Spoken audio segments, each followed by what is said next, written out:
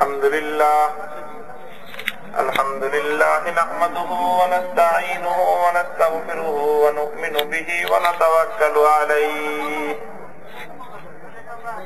ونشهد أن لا إله إلا الله وحده لا شريك له ونشهد أن سيدنا ومولانا محمدا عبده ورسوله صلى الله تعالى عليه وعلى آله وأصحابه وبارك وسلم تسليما كثيرا. أما بعد فأعوذ بالله من الشيطان الرجيم.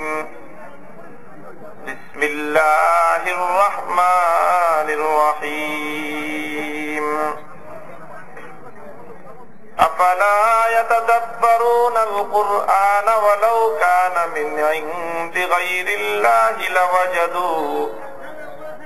لوجدوا فيه اختلافا كثيرا.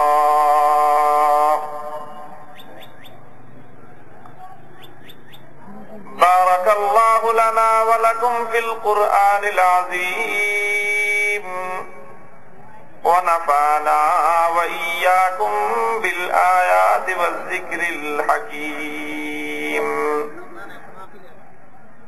أستغفر الله لي ولكم ولسائر المسلمين فاستغفروه إنه هو الغفور الرحيم.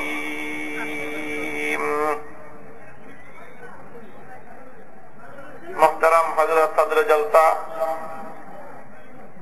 উপস্থিত হযরত উলামায়ে কেরাম,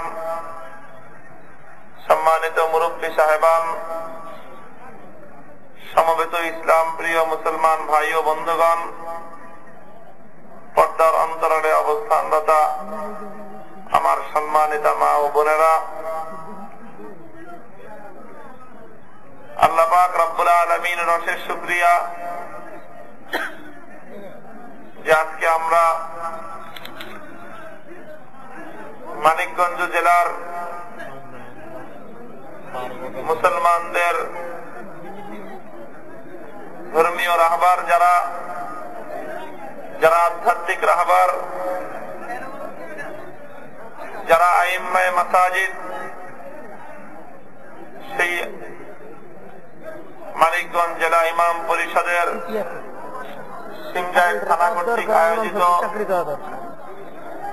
3 দিনব্যাপী আজিমুস শান তাফসীরুল কোরআন মাহফিলের দ্বিতীয় দিবসে শেষ পর্যায়ে আমরা উপনীত। দীর্ঘ সময় পর্যন্ত হযরত উলামায়ে কেরামের কাছ থেকে অনেক মূল্যবান কথা আমরা শুনেছি। যে সকল করণীয় বিষয়গুলো আমরা শুনতে পেরেছি, জানতে পেরেছি, আল্লাহ পাক রব্বুল আলামিন আমাদের সকলকে সে অনুযায়ী আমল করার তৌফিক দান করুন। আপনারা যারা এলোমেলো ভাবে ঘোরাফেরা করতেছেন, বিতর্কে লিপ্ত আছেন, আমি আপনাদের সকলকে অনুরোধ করব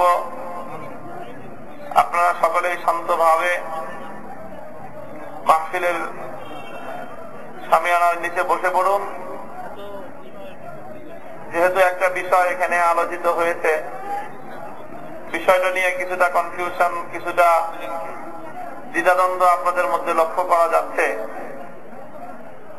যদি পরিবেশ অনুকূল থাকে, আপনারা যদি ধৈর্য ধারণ করে মাহফিলের শেষ পর্যন্ত থাকেন, আর পরিবেশও যদি অনুকূলে থাকে, তো এই ব্যাপারে ইনশাআল্লাহ আমি আমার বক্তব্যের শেষ দিকে কিছু কথা ইনশাআল্লাহ বলবো। কাজেই এখন আমি সকলকে অনুরোধ করব, যারা মাহফিলের ভিতরে আছেন বাহিরের তামাশা দেখার জন্য আর কেউ বাহিরের দিকে মনোযোগ দিবেন না। আর যারা প্যান্ডেলের বাহিরে আছেন,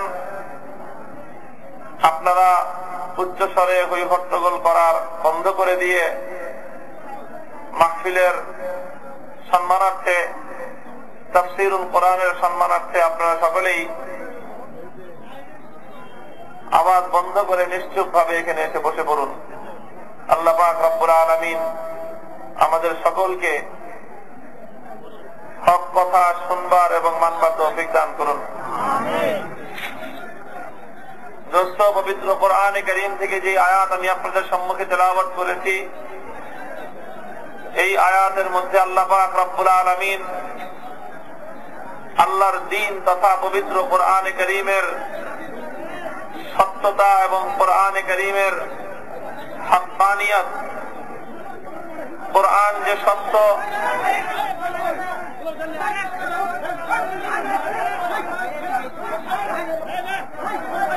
আপনারা সকলে বসেন, আপনারা বসেন, একটু বসেন।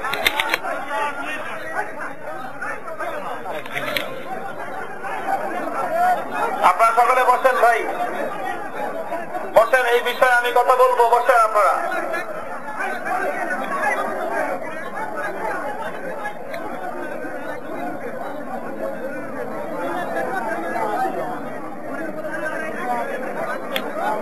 ভাই যারা দাঁড়িয়ে আছেন বসে পড়েন। রব্বুল আলামিন ইরশাদ করতেছেন, আফালা ইয়াতাদাব্বারুনাল কুরআন আফালা ইয়াতাদাব্বারুনাল কুরআন ওয়ালাউ কানা মিন ইনদি গায়রিল্লাহি লাওয়াজাদু ফীহি ইখতিলাফান কাসীরা। মানুষ কি আল্লাহর কোরআনকে নিয়ে একটু চিন্তা করে না? কোরআনে কারীমের মধ্যে আল্লাহ পাক রব্বুল আলামিন মানব জাতির জন্য যে নির্দেশনা দিয়েছেন, কোরআন যে পৃথিবীর একমাত্র ভুল ভ্রান্তির ঊর্ধ্বে মানব জাতির জন্য একমাত্র গাইডেন্স, মানুষের পথ নির্দেশনা, এবং একমাত্র পবিত্র কোরআনে কারীম যে মানুষকে সঠিক পথে পরিচালিত করতে পারে। কোরআন ছাড়া, কোরআনের পথ ছাড়া অন্য কোন পথ মানুষকে সঠিক পথে পরিচালিত করতে পারে না। এর সবচেয়ে বড় প্রমাণ হলো এই, ওয়ালাউ কানা মিন ইনদি গায়রিল্লাহি লাওয়াজাদু ফীহি ইখতিলাফান কাসীরা। কোরআন ছাড়া বাকি সকল জায়গায়, কোরআনে কারীম ছাড়া বাকি সকল ক্ষেত্রে দেখা যায় নানা রকম মতপার্থক্য। কোরআন ছাড়া বাকি সব জায়গায় দেখা যায় নানা রকম মতভেদ। কেউ আজকে বলল পৃথিবী ঘুরে, কালকে আরেকজন বলল পৃথিবী ঘুরে না, সূর্য ঘুরে, পরশুদিন আরেকজন বলল যে না পৃথিবীও ঘুরে, সূর্য ঘুরে, সবই ঘুরে। তথ্যের মধ্যে আজকে এক তথ্য, তো আগামীকালকে আরেক তথ্য, পরশুদিন আরেক তথ্য, নানা রকম মত পার্থক্য হয়। চিকিৎসা বিজ্ঞানীদের মধ্যে মত পার্থক্য হয়, মহাকাশ বিজ্ঞানীদের মধ্যে মত পার্থক্য হয়, কবি সাহিত্যিকদের মধ্যে সাহিত্যের উচ্চাঙ্গের মান নিয়ে মত পার্থক্য হয়। এক তথ্যের সাথে আরেক তথ্যের গরমিল থাকে, এক বক্তব্যের সাথে আরেকটা বক্তব্যের সাংঘর্ষিকতা তৈরি হয়ে যায়। আল্লাহ পাক রব্বুল আলামিন বলতেছেন, পৃথিবীতে একটা মাত্র গ্রন্থ আছে, একটা মাত্র জায়গা আছে যেখানে মানুষকে এমন ভাবে দিক নির্দেশনা দেওয়া হয়েছে। একটা গ্রন্থ আছে যেই গ্রন্থের শুরু থেকে নিয়ে শেষ পর্যন্ত যদি কেউ একবার, দুইবার নয়, শতবার, হাজারবার যদি কেউ গবেষণা করে, তাহলে পবিত্র কোরআনে কারীমের শুরু থেকে শেষ পর্যন্ত কোথাও কোনো গরমিল খুঁজে পাবে না। ওয়ালাউ কানা মিন ইনদি গায়রিল্লাহ লাওয়াজাদু ফীহি ইখতিলাফান কাসীরা। আল্লাহ পাক রব্বুল আলামিন ইরশাদ করতেছেন, কোরআন যদি আল্লাহর পক্ষ থেকে না হয়ে অন্য কারো পক্ষ থেকে আসতো, অন্য কোন মাখলুকের পক্ষ থেকে যদি কোরআন রচিত হতো, অন্য কোন অথরিটির পক্ষ থেকে যদি আল কোরআন অবতীর্ণ হতো, আল্লাহর পক্ষ থেকে না হয়ে পৃথিবীর অন্য যে কারো পক্ষ থেকেই যদি হতো, তাহলে অবশ্যই অবশ্যই এই কোরআনের মধ্যে কোনো না কোনো অসঙ্গতি এবং কোনো না কোনো গরমিল অবশ্যই খুঁজে পাওয়া যেত। কিন্তু আলহামদুলিল্লাহ সুম্মা আলহামদুলিল্লাহ, আল্লাহ পাক রব্বুল আলামিন পবিত্র কোরআনে কারীমকে আল্লাহর কালাম বলে ঘোষণা দিয়েছেন। আল্লাহ রব্বুল আলামিন যেমন সকল ভুলের ঊর্ধ্বে, আল্লাহর কালাম এবং আল্লাহর কোরআন সকল ভুলের ঊর্ধ্বে। যুগের পর যুগ অতিক্রান্ত হয়ে যায়, শতাব্দীর পর শতাব্দীর সময় কেটে যায়, সহস্রাব্দীর পর সহস্রাব্দী কেটে যায়। আজ ১,৫০০ বছর আল কোরআন অবতীর্ণ হওয়ার পর থেকে পৃথিবীর ইতিহাস অতিক্রান্ত হয়েছে।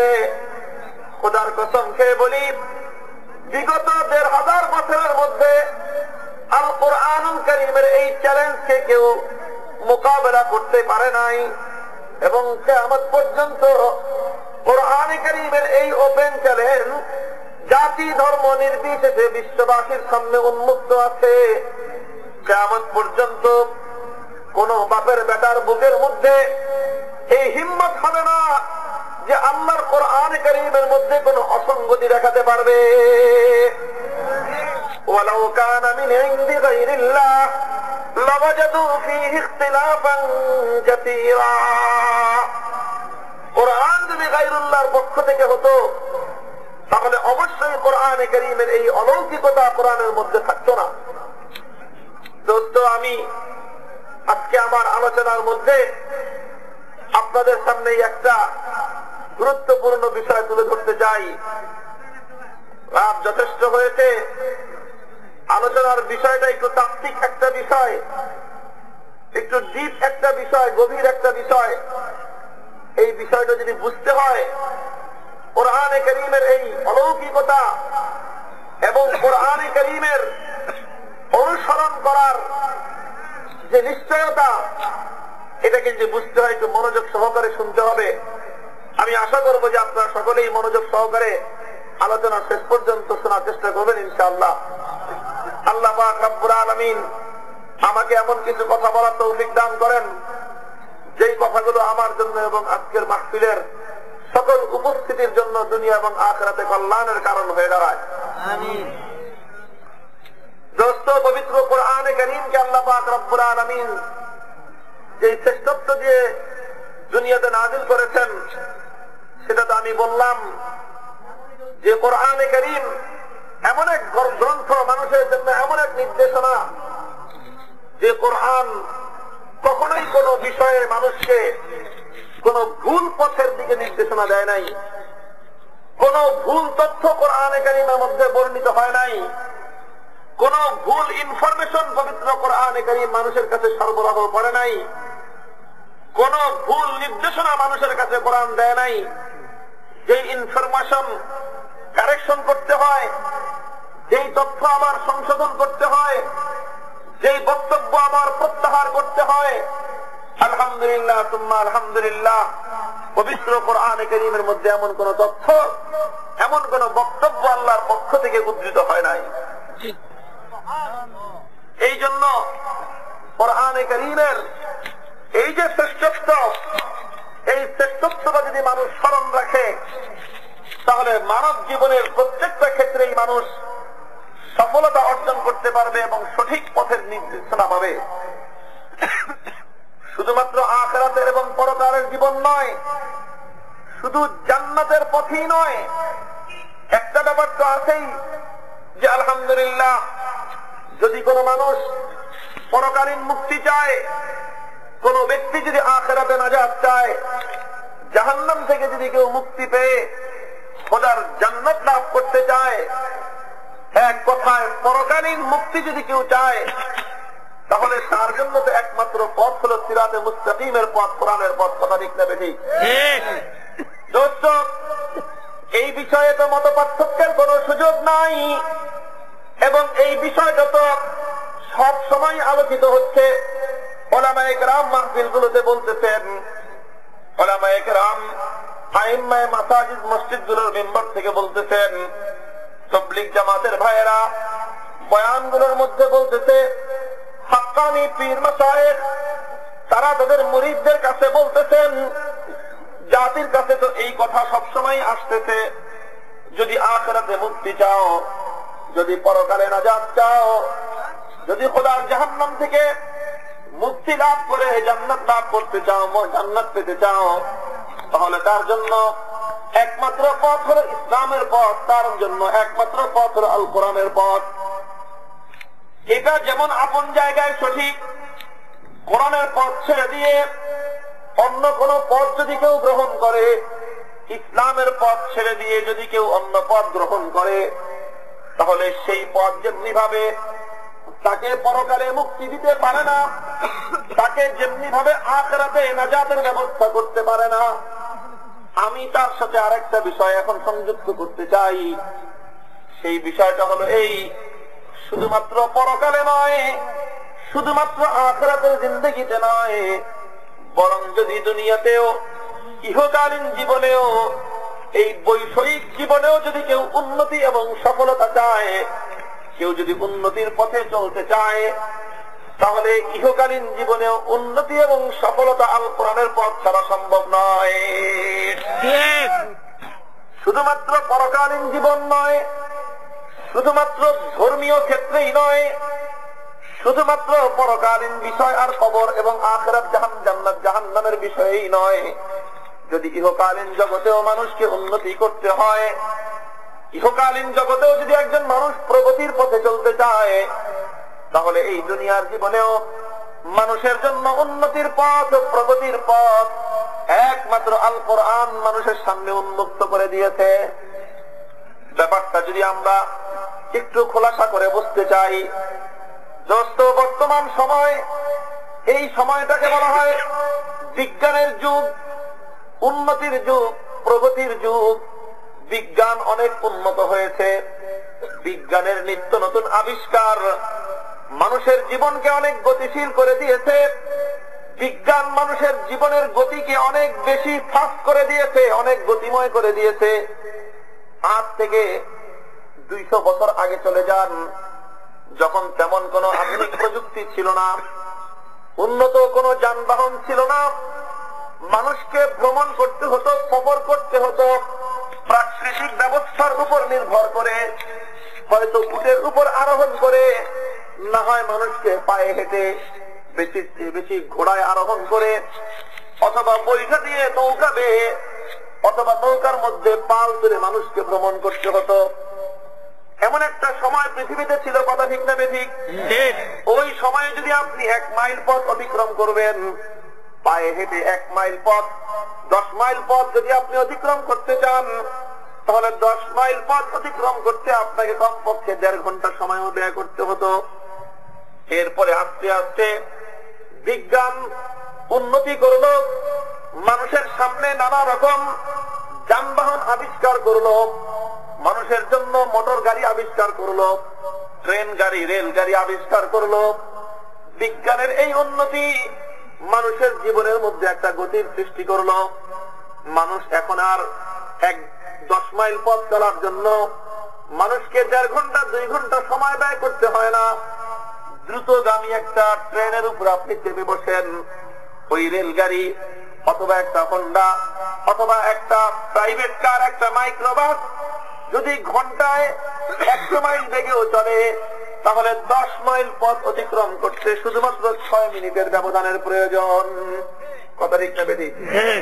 যদি আপনি রেলগাড়িতে পথ চলেন, অথবা আপনি যদি প্রাইভেট কার, মাইক্রো যোগে যদি আপনি পথ চলেন, বাস যোগে, ট্রাক যোগে পথ চলেন, তাহলে বাংলাদেশের এক প্রান্ত থেকে আরেক প্রান্ত পর্যন্ত 600 মাইল, 600 কিলোমিটার। এই পথটা আপনাকে অতিক্রম করতে কমপক্ষে 6 থেকে 7 ঘন্টার সময়ের প্রয়োজন। কথা ঠিক না বেঠিক? দোস্ত, বিজ্ঞান আরো উন্নতি করলো, বিজ্ঞান আরো নতুন আবিষ্কার আনলো। শুধুমাত্র এই মাটির উপর দিয়ে নয়, শুধুমাত্র পানির উপর দিয়ে নয়, বরং হাওয়ার উপর দিয়ে, বাতাসের উপর দিয়ে চলতে পারে এমন একটা যানবাহন বিজ্ঞান আবিষ্কার করলো, যেটাকে বলা হয় হাওয়াই জাহাজ, বিমান। বিমান আবিষ্কার হলো। বিমান আবিষ্কার হওয়ার পর মানুষের 600 মাইল পথ অতিক্রম করা মানুষের জন্য আর 6 ঘন্টার ব্যাপার থাকলো না। বিমান চেপে বসেন, বিমান আকাশে উড্ডয়ন করলো, শুধুমাত্র আধা ঘন্টার ব্যবধানে আপনাকে বাংলাদেশের এক প্রান্ত থেকে আরেক প্রান্ত পর্যন্ত পৌঁছে দিল। কথা ঠিক না বেঠিক? একটা সময় ছিল হাজী সাহেবান হজ করতে যেতেন, হজের জন্য 6 মাসের সফর করতে হতো। 6 মাসের যাত্রা শুরু করলো, পায়ে হেঁটে যেতে হবে। কত মরুভূমির পথ, কত পাহাড় পর্বত, কত বন জঙ্গল, কত সাগর নদী পাড়ি দিয়ে আল্লাহর ঘর দেখতে হবে। এই দেশ থেকে যখন ওই যুগে কোনো মানুষ হজের জন্য যাত্রা শুরু করত, সকলের কাছ থেকে বিদায় নিয়ে যেত। কারণ এই দুর্গম পথ পাড়ি দিয়ে, 6 মাসের এই দুর্গম পথ পাড়ি দিয়ে আল্লাহর ঘরে পৌঁছতে পারবে কিনা তার কোনো নিশ্চয়তা নাই। না পথের মধ্যে কোন কঠিন জঙ্গলের গহীনে অথবা কোন পাহাড় পর্বতের চূড়ায় না জানি কোথায় মৃত্যু হয়ে যায়, সকলের কাছ থেকে বিদায় নিয়ে যেতে। কথা ঠিক না বেঠিক? 6 মাস পরে আবার ফিরে আসবে তার কোনো নিশ্চয়তা ছিল না। এরপরে একটা সময় আসলো, বিজ্ঞান আর একটু উন্নতি করলো, পানির জাহাজ আবিষ্কার হলো। পানির জাহাজে মানুষ যাত্রা শুরু করলো হজের জন্য। 1 মাস যেতে লাগতো সময়, 1 মাস লাগতো আসতে সময়। 2 মাসের যাত্রা করতে মানুষ এই সকল সাগর মহাসাগর গুলো পাড়ি দিয়ে সেই পানির জাহাজে করে জিদ্দা বন্দরে গিয়ে পৌঁছতো। সেটাও ছিল একটা কঠিন সময়ের সফর। সাগরের এই নোনা পানিতে অনেক সময় মানুষ অসুস্থ হয়ে যেত, আধুনিক চিকিৎসার কোনো ব্যবস্থা থাকতো না। ওই সময়টাও যারা আমাদের বাপ-দাদারা হজে গিয়েছেন, হজ যাত্রা করার সময় সকলের কাছ থেকে বিদায় নিয়ে যেত। কারণ এই সামুদ্রিক সফরে অনেকেরই স্বাস্থ্য টিকতো না।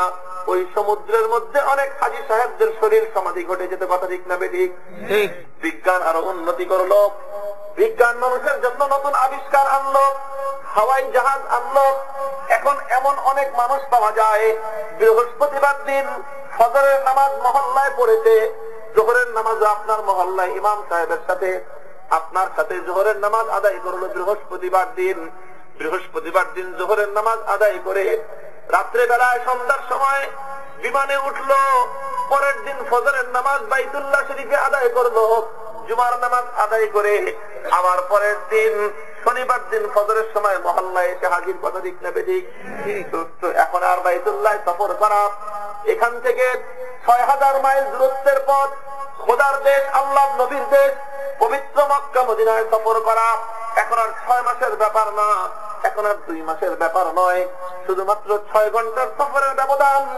6 ঘন্টার ব্যবধানে বিজ্ঞানের এই নতুন আবিষ্কার, এই হাওয়াই জাহাজ, এই বিমান আপনাকে এবং আমাকে সোনার বাংলা থেকে, সবুজ বাংলা থেকে সোনার মদিনায় নিয়ে পৌঁছে দিতে সক্ষম। কথা ঠিক না বেঠিক? ও দোস্ত, ঠিক তেমনি ভাবে একটা সময় ছিল, যদি কারো ক্যান্সার ধরা পড়েছে, ক্যান্সার ধরা পড়ার অর্থই হলো নির্ঘাত তার মৃত্যু। কথা ঠিক না বেঠিক? ক্যান্সার হলে তার বাঁচার কোনো উপায় নাই। আধুনিক চিকিৎসা বিজ্ঞান এত উন্নতি সাধন করলো, আর এখন হলো এমন একটা সময়, ক্যান্সার ইজ নাথিং, কোন ব্যাপারই না।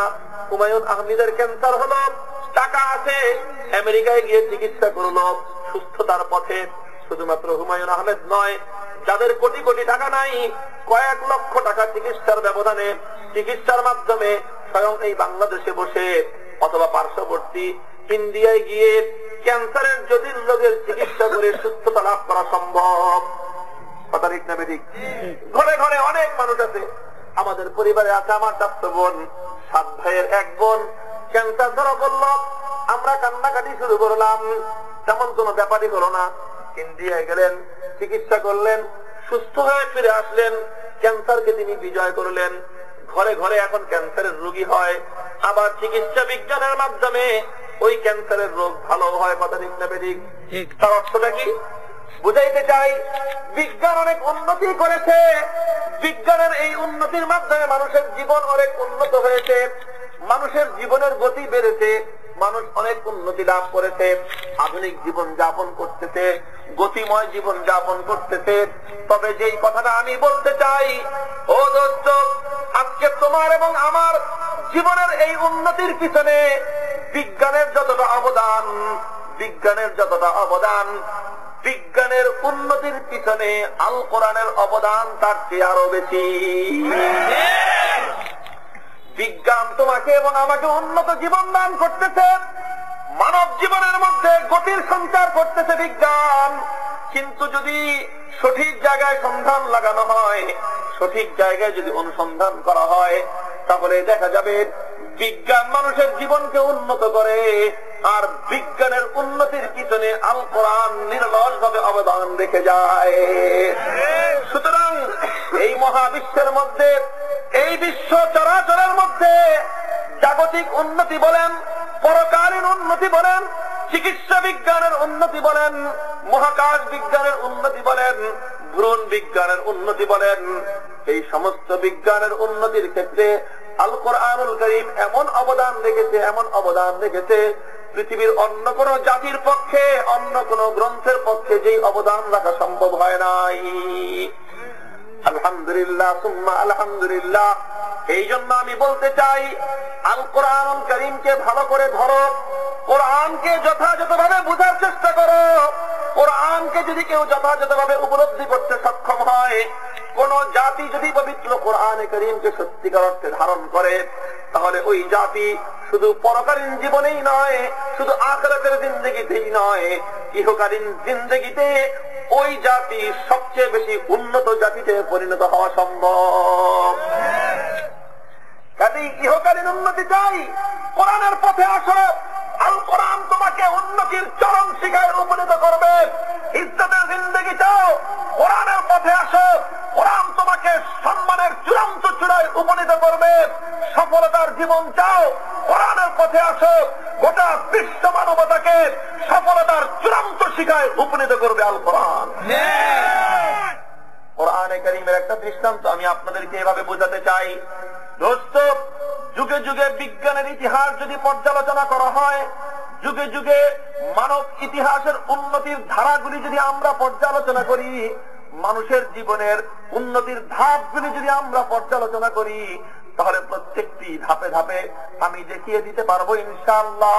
প্রত্যেকটি ধাপে ধাপে বিজ্ঞান বলেন, মানুষের উন্নতি বলেন, সাহিত্য বলেন, দর্শন বলেন, প্রত্যেকটা ক্ষেত্রে উন্নতির পিছনে কোরআনের অবদান তেমনই ছিল। যেমন ছোট্ট একটা শিশু যখন হাঁটা শিখে, ছোট্ট একটা শিশু যখন হাঁটি হাঁটি পা পা করে কদম ফেলতে আরম্ভ করে, তখন তার বাবা, তখন তার মা যেরকম তার হাত ধরে ধরে তাকে সামনের দিকে অগ্রসর করে নেয়, আস্তে আস্তে হাঁটা শিখায়। পৃথিবীর আজকের বিজ্ঞানের এই চরম উন্নতির পর্যন্ত আল কোরআন বিজ্ঞানকে হাতে ধরে ধরে এই পর্যন্ত পৌঁছে দিয়েছে। সুতরাং আসো কোরআনের পথে।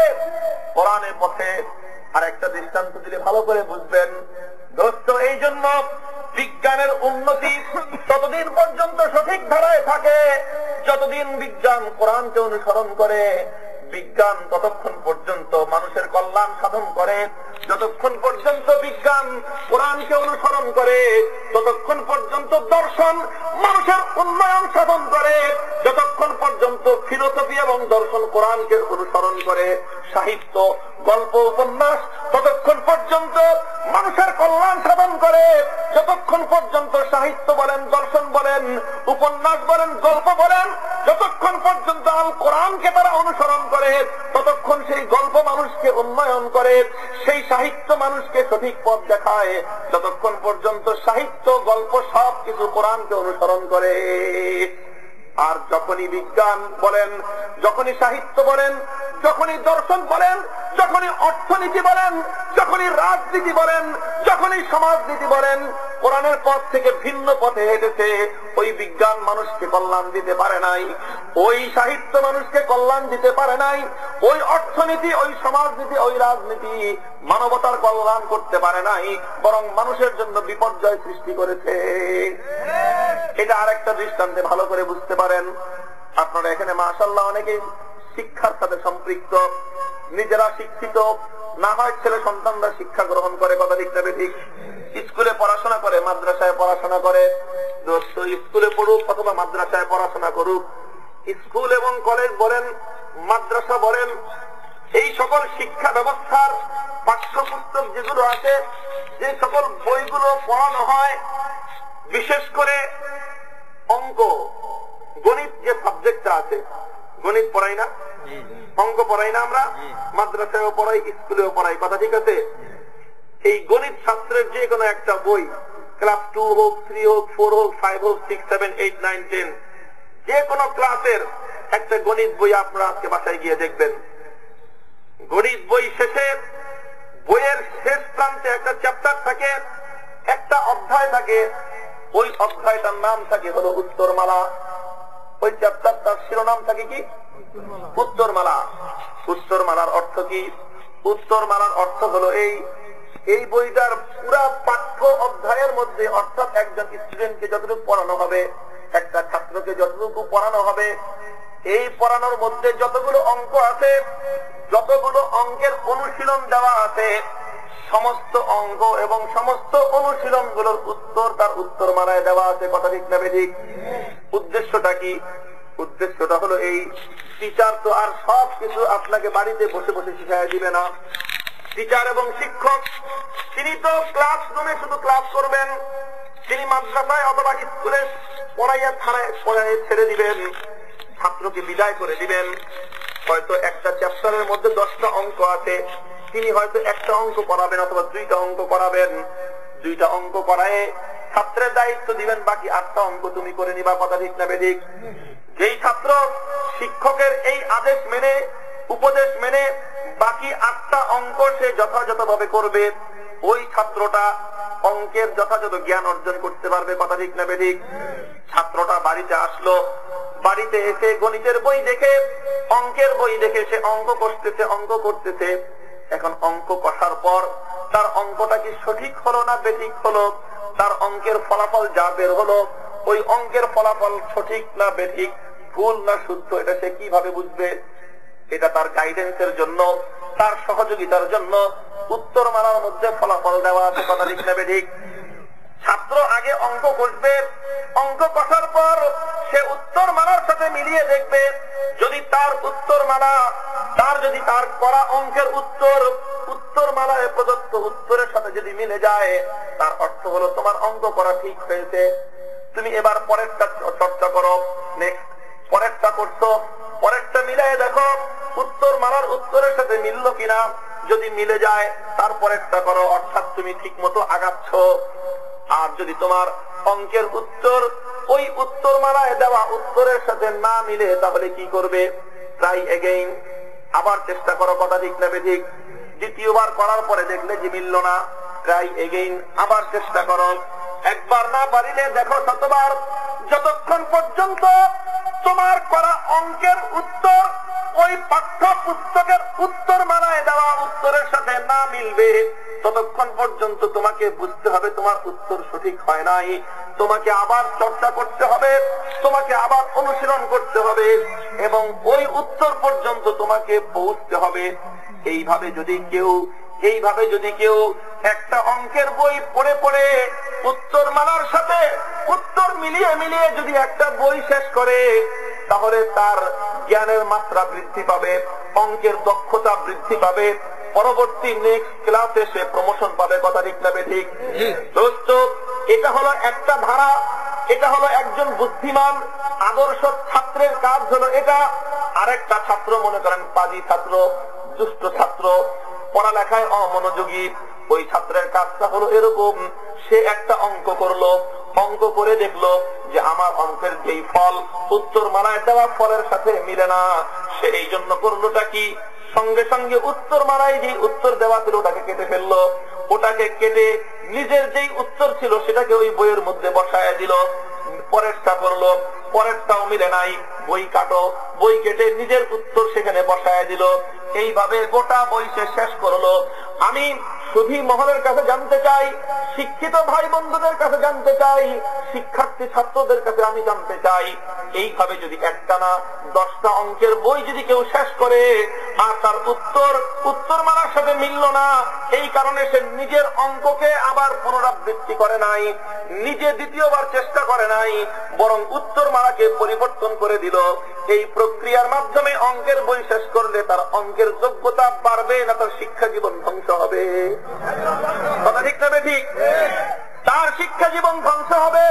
দোস্ত, আল্লাহ পাক রব্বুল আলামিন আসমান থেকে যে মহাগ্রন্থ আল কোরআনুল কারীমকে নাজিল করেছেন, এই মহাগ্রন্থ আল কোরআনুল কারীম এটা হলো বিশ্ব মানবতার জন্য উত্তরমালা, বিশ্বের সকল জ্ঞান গবেষণার জন্য এটা হলো উত্তরমালা, বিশ্বের সব সাবজেক্টের জন্য এটা হলো উত্তরমালা, বিজ্ঞানী বৈজ্ঞানিক গবেষণা কার্যক্রম পরিচালনার জন্য কোরআন হলো উত্তরমালা, সাহিত্যিকের সাহিত্য চর্চার জন্য কোরআন হলো উত্তরমালা, গল্পকারের গল্প লেখার জন্য কোরআন হলো উত্তরমালা, ঔপন্যাসিকের উপন্যাস রচনার জন্য কোরআন হলো উত্তরমালা, অর্থনীতিবিদের অর্থনীতি চর্চার জন্য কোরআন হলো উত্তরমালা, রাজনীতিবিদের রাজনীতি চর্চার জন্য কোরআন হলো উত্তরমালা।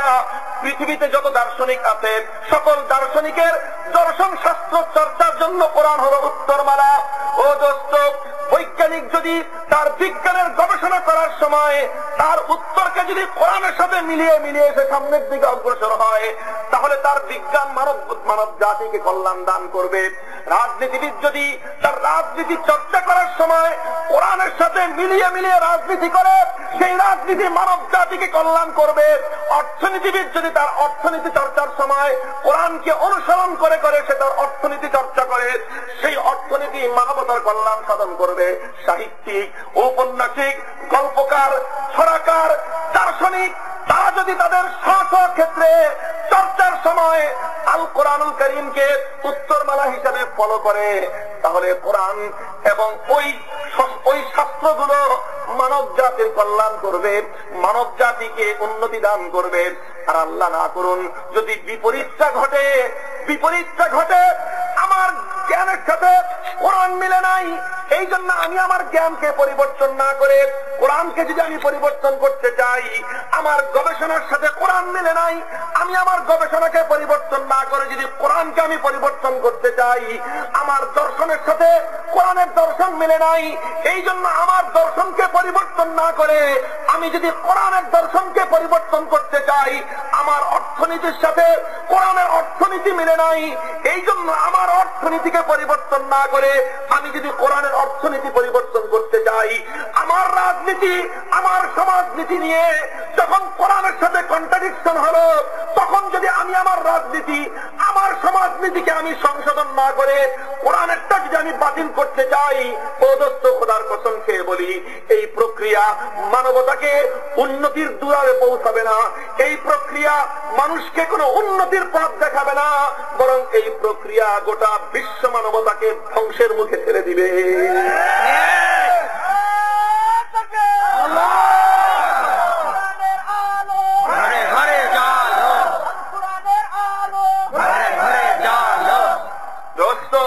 এটা তো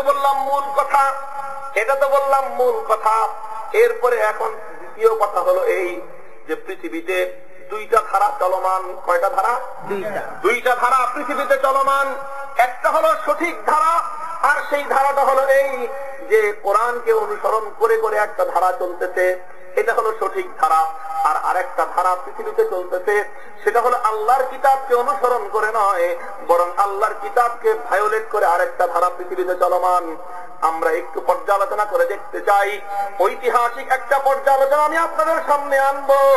এই ঐতিহাসিক পর্যালোচনার মাধ্যমে আমি প্রমাণ করতে চাই যে প্রথম ধারা, যেই ধারা কোরআনকে অনুসরণ করে গড়ে উঠেছে, সেই ধারাই সঠিক ধারা, সেই ধারাই মানবতার কল্যাণ সাধন করেছে। আর যেই ধারাটা আল্লাহর কোরআনকে ভায়োলেট করে, যেই ধারাটা আল্লাহর কোরআনকে উপেক্ষা করে গড়ে উঠেছে, সেই ধারা উন্নতি করতে পারে নাই, সেই ধারা মানবতার কল্যাণ করতে পারে নাই, বরং সেই ধারাটা ক্ষণিকের জন্য, অল্প সময়ের জন্য হয়তো চমক সৃষ্টি করতে পেরেছে, কিন্তু শেষ পর্যন্ত মানব জাতির কোন উন্নতি সাধন করতে পারে নাই। দোস্ত, তার প্রথম দৃষ্টান্ত শুনুন। পৃথিবীতে একজন বৈজ্ঞানিক আবিষ্কার হলেন, একজন বৈজ্ঞানিক পৃথিবীতে তিনি তার একটা চমৎকার তথ্য দিলেন, একটা তথ্য গোটা বিশ্ববাসীকে আলোড়িত করে তুলল। সেই দার্শনিক, সেই তথ্য দেওয়ার যিনি গবেষক, তার নাম ইতিহাস বলে ডারউইন। কি নাম? ডারউইন নামক একজন দার্শনিক। তিনি একটা তথ্য দিলেন। কি তথ্য দিলেন? তার তথ্যটা হলো এই, মানব জাতির আদি ইতিহাস কোত্থেকে আসলো। মানুষকে তিনি পর্যালোচনা করলেন, মানুষের আদি ইতিহাস তিনি পর্যালোচনা করলেন। মানুষের আদি ইতিহাস পর্যালোচনা করতে করতে তিনি মানুষের ইতিহাসের সবচেয়ে অতীত যা পেলেন সেটা হলো এই, মানুষ এক সময় বানর ছিল। কি ছিল মানুষ? বললেন যে মানুষ এক সময় বানর ছিল। বানর অর্থাৎ বান্দর, যেটাকে আমরা বলি।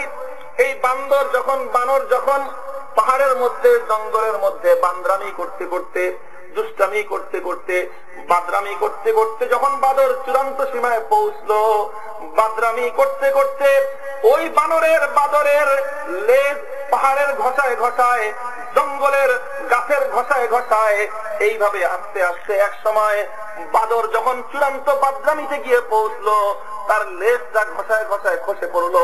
আর ওই অবস্থায় আস্তে আস্তে একটা বাদর মানুষে পরিণত হলো। এটা হলো ডারউইনের তথ্য, কথা ঠিক না বেঠিক? ও দোস্ত, এটা ডারউইনের তথ্য, কথা ঠিক না বেঠিক? এটা হলো ডারউইনের তথ্য, এটা হলো ডারউইনের মতবাদ, এটা হলো ডারউইনের দর্শন, যে মানুষ এসেছে হলো বাদর থেকে, বাদরের পরবর্তী সংস্করণ হলো মানুষ। ও দোস্ত, যদি এই তথ্যটা আজকের দুনিয়াতে প্রতিষ্ঠিত হতো, আজকের দুনিয়াবাসী যদি ডারউইনের এই তথ্য মানতে মেনে নিত, তাহলে দুনিয়ার সমস্ত মানুষের আদি বাবা হতো বান্দর, মানুষ হতো বাদরের সন্তান, মানুষ হতো বানরের প্রজন্ম। ও দোস্ত, মানুষ তখন নিজের বাদরকে বাপ এবং মা বলে মানুষ ডাকতে বাধ্য হতো, কথা ঠিক না বেঠিক? তো এটা মানবতার জন্য একটা বিপর্যয় ছিল, মানবতার জন্য এটা ছিল একটা বিপর্যয়, বিশ্ব মানবতার জন্য এটা ছিল একটা চরম কলঙ্কজনক ব্যাপার। এই চরম কলঙ্কের হাত থেকে গোটা বিশ্ব মানবতাকে উদ্ধার করার জন্য এগিয়ে এলো আল কোরআনুল কারীম। আল কোরআন বলল, ও বিশ্ব মানব জাতি, ও বিশ্বের মানুষ, তোমাদের আদি ইতিহাস জঙ্গলের ইতিহাস নয়, তোমাদের ইতিহাস পাহাড় বাদরের ইতিহাস নয়, কোন বাদর শুয়োর কুকুর থেকে তোমাদের জন্ম না, তোমাদের জন্ম হলো কোত্থেকে? আল কোরআনুল কারীম মানুষের জন্মের আদি ইতিহাস ঘোষণা করলো।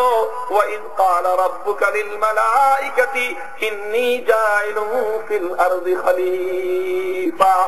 আল্লাহ বললেন, ও আমার ফেরেশতারা, শুনে রাখো, আমি আমার সৃষ্টি জগতের মধ্যে সবচেয়ে সম্মানিত সৃষ্টিজীব সৃষ্টি করব, সবচেয়ে মর্যাদাবান সৃষ্টিজীব আমি সৃষ্টি করব, আমি আল্লাহ সৃষ্টি করব। ওয়া ইয ক্বালা রাব্বুকা লিল মালাইকাতি ইন্নী খালিকুম বাশারাম মিন তিন।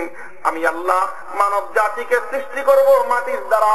ফাইযা সাওয়াইতুহু ওয়া নাফাখতু ফীহি মির রূহি ফাকাউ লাহু সাজিদিন। আমি আল্লাহ মাটির দ্বারা আমার কুদরতি হাতে মানুষের দেহ গঠন করব, তারপরে ওই মানব দেহের মধ্যে আমি আল্লাহ কুদরতের মাধ্যমে আমার পক্ষ থেকে সবচেয়ে সম্মানিত রূহ, সবচেয়ে সম্মানিত আত্মা ওই মানব দেহের মধ্যে আমি আল্লাহ দান করব। আল কোরআন বলল, ও মানব জাতি, তুই বাদরের সন্তান না রে, তুই তো হলি এমন এক মহামানবের সন্তান, যেই মহামানব আল্লাহর খলিফা হিসেবে, আল্লাহর প্রতিনিধি হিসেবে যিনি সৃষ্টি হয়েছেন। ও মানব জাতি, তুই তো হলি সেই মহামানবের সন্তান, যেই মহামানব একজন পয়গম্বর ছিলেন। তোর আসল বাড়ি বন নয়, তোর আসল বাড়ি জঙ্গল নয়, তোর আসল বাড়ি কোনো পাহাড় নয়, তোর আসল বাড়ি হলো, তোর জন্মস্থান হলো খোদার জান্নাত। দোস্ত, ব্যাপারটা খুব ছোট্ট মনে হয়, খুব ছোট্ট একটা বিষয় মনে হয়। আজকে কোরআন মানব জাতিকে, বিশ্ব মানবতাকে বিপর্যয়ের কোন অতল গহ্বর থেকে উদ্ধার করেছে টের পাও না। ও বিশ্বের মানব জাতি, টের পাও না। যদি আল কোরআনুল কারীম সেদিন ডারউইনের এই বিকৃত তথ্যের হাত থেকে বিশ্ব মানবতাকে যদি উদ্ধার না করত, তাহলে আমরা একটু কল্পনা করে দেখতে চাই যে আজকের পৃথিবীর মানচিত্রটা কেমন হতো, পৃথিবীর চিত্রটা কেমন হতো, মানুষের স্বভাব কেমন হতো। তাহলে আমি দুইটা বিষয় আপনাদের সামনে উল্লেখ করতে চাই। দোস্ত, মানুষের স্বভাবের মধ্যে দুইটা স্বভাব আছে জন্মগতভাবে। মানুষের মধ্যে দুইটা স্বভাব আছে। এক নম্বর স্বভাব হলো এই, মানুষ তার অতীত, তার পূর্বপুরুষদের ইতিহাসকে স্মরণ করতে চায়। কথা ঠিক না বেঠিক? আমি আমার বাবার স্মরণ করতে চাই, আমি আমার দাদার ব্যাপারটাকে গৌরবের সাথে স্মরণ করি, আমি আমার বংশ পরিচয়কে গর্বের সাথে আমি স্মরণ রাখি, আমার গর্বের আমার পূর্বপুরুষকে কি ছিল আমি তাদের আদর্শ অনুসরণ করতে চাই। কথা ঠিক না বেঠিক? প্রত্যেকটা মানুষ জন্মগতভাবে, সৃষ্টিগতভাবে, স্বভাবগতভাবে সে তার পূর্বপুরুষদের অনুসারী হয়ে থাকে। 2 নম্বর হলো এই, প্রত্যেকটা মানুষের স্বাভাবিক জন্মগতভাবে, স্বভাবগতভাবে মানুষের আকর্ষণ থাকে তার আসল বাড়ির দিকে। কোন দিকে? আসল বাড়ির দিকে। কথা ঠিক না বেঠিক? আপনাদের মানিকগঞ্জে তো ব্যাপারটা ভালো করে বোঝানো যাবে না। যদি শহর এলাকায় যাই, ও দোস্ত, ঢাকার শহরে 1.5 কোটি মানুষ থাকে, কিন্তু এই 1.5 কোটি মানুষের মধ্যে 50 লাখ 25 লাখ মানুষও ঢাকার না, 25 লক্ষ মানুষও ঢাকার না, বরং 100 কোটি মানুষ, তারা সব হলো ঢাকার বাইরের। তাদের বাড়ি হলো গ্রাম এলাকায়। যখন ঈদের ছুটি হয়ে যায়, যখন কোন অকেশন আসে, সেলিব্রেশন যখন চলে আসে, যখন কোন আনন্দের উপলক্ষ তৈরি হয়, ঈদুল আজহা আসে, ঈদুল ফিতর আসে, তখন ঢাকার শহরের এই লাল নীল রঙিন বাতিগুলো, ঢাকার শহরের বিশাল বিলাসী জীবন, ঢাকার শহরের বিশাল বিশাল ইমারত, এটা ওই গ্রামের মানুষদেরকে ঢাকার শহরে আটকে রাখতে পারে না। বরং নারীর টানে, ওই গ্রামের ভাঙ্গা কুড়ে ঘরের টিনের টানে, ওই ভাঙ্গা ছোট্ট কুড়ে ঘরের টানে, তখন ঢাকার শহরের বড় লোকেরা জীবনের ঝুঁকি নিয়ে ট্রেনে চেপে, লঞ্চে চেপে, বাসের ছাদের উপর উঠে মানুষগুলো সব আপন বাড়ির দিকে ফিরে যায়। কথা ঠিক না বেঠিক? তাহলে বোঝা গেল মানুষের টান থাকে তার আপন বাড়ির দিকে, মানুষের টান থাকে তার জন্মস্থানের দিকে। ওই জন্মস্থান যাই হোক না কেন, নিজের পরবর্তী ঠিকানার চেয়ে মানুষের কাছে জন্মস্থানের আকর্ষণ অনেক বেশি থাকে। তাহলে ও দোস্ত, এই দুইটা স্বভাব পর্যালোচনা করার পর এবার আসো, আল্লাহ না করুন যদি ডারউইনের তথ্য আজকের বিশ্বের 700 কোটি মানুষ বিশ্বাস করত যে আমাদের পূর্বপুরুষ হলো বানর, তাহলে 700 কোটি মানুষ স্বভাবগতভাবে তারা প্রত্যেকেই চেষ্টা করত পূর্বপুরুষ বানরের চরিত্রকে রপ্ত করার জন্য। কথা ঠিক না বেঠিক? কারণ তুমি তোমার বাপের চরিত্র রপ্ত করতে চাও, তুমি তোমার বাপের ইতিহাসকে স্মরণ করতে চাও। তোমার বাপ যখন বানর, তাহলে তুমিও স্বভাবগতভাবে বানরের চরিত্রকে রপ্ত করতে চাইবে, বানরের স্বভাবকে তুমি স্মরণ করতে চাইবে, বানরের চরিত্রকে তুমি অনুসরণ করতে চাইবে। 700 কোটি মানুষ যদি পৃথিবীর একসঙ্গে বানরের স্বভাব আর বানরের চরিত্রকে অনুসরণ করতে আরম্ভ করে, আর মানুষের স্বভাবজাত নারীর টানের কারণে মানুষ যদি পাহাড় আর জঙ্গলের সভ্যতাকে অনুসরণ করতে চায়, মানুষ যদি ওই জঙ্গলের আদিম ওই বর্বরতাকে অনুসরণ করতে চায়, পাহাড়ি সভ্যতাকে যদি মানুষ অনুসরণ করতে চাইতো, তাহলে আজকের এই গোটা পৃথিবীর সভ্য পৃথিবীটা 700 কোটি বান্দরের একটা আপনার জঙ্গলে পরিণত হতো। কথা ঠিক না বেশি? খুব কোরআন মানুষকে উদ্ধার করলো, মানুষকে বলল, মানুষ তোর বাড়ি কোন জঙ্গলে না, তোর বাড়ি কোন পাহাড়ে নয় রে, তোর বাড়ি হলো খোদার জান্নাত। সুতরাং তোর আকর্ষণ জান্নাতের দিকে হওয়া উচিত, তোর আকর্ষণ জান্নাতের দিকে হওয়া উচিত। প্রত্যেকটা মানুষ যেন চেষ্টা করে আবার নিজের আদি বাড়িতে ফিরে যাওয়ার জন্য, আসল বাড়িতে ফিরে যাওয়ার জন্য। এই জন্য জান্নাতে যাওয়ার আকর্ষণ মানুষের মধ্যে সৃষ্টি হলো। 700 কোটি মানুষ, ও দোস্ত, হিন্দু হোক, বৌদ্ধ হোক, খ্রিস্টান হোক, ইহুদি হোক, যে যে যার যার ধর্ম অনুসরণ করে, যার যার ধর্মীয় বিশ্বাসের আলোকে প্রত্যেকেই স্বর্গে যেতে চায়। কথা ঠিক না বেঠিক? তার অর্থ হলো গোটা বিশ্ববাসী তারা সকলেই জান্নাতে যেতে চায়।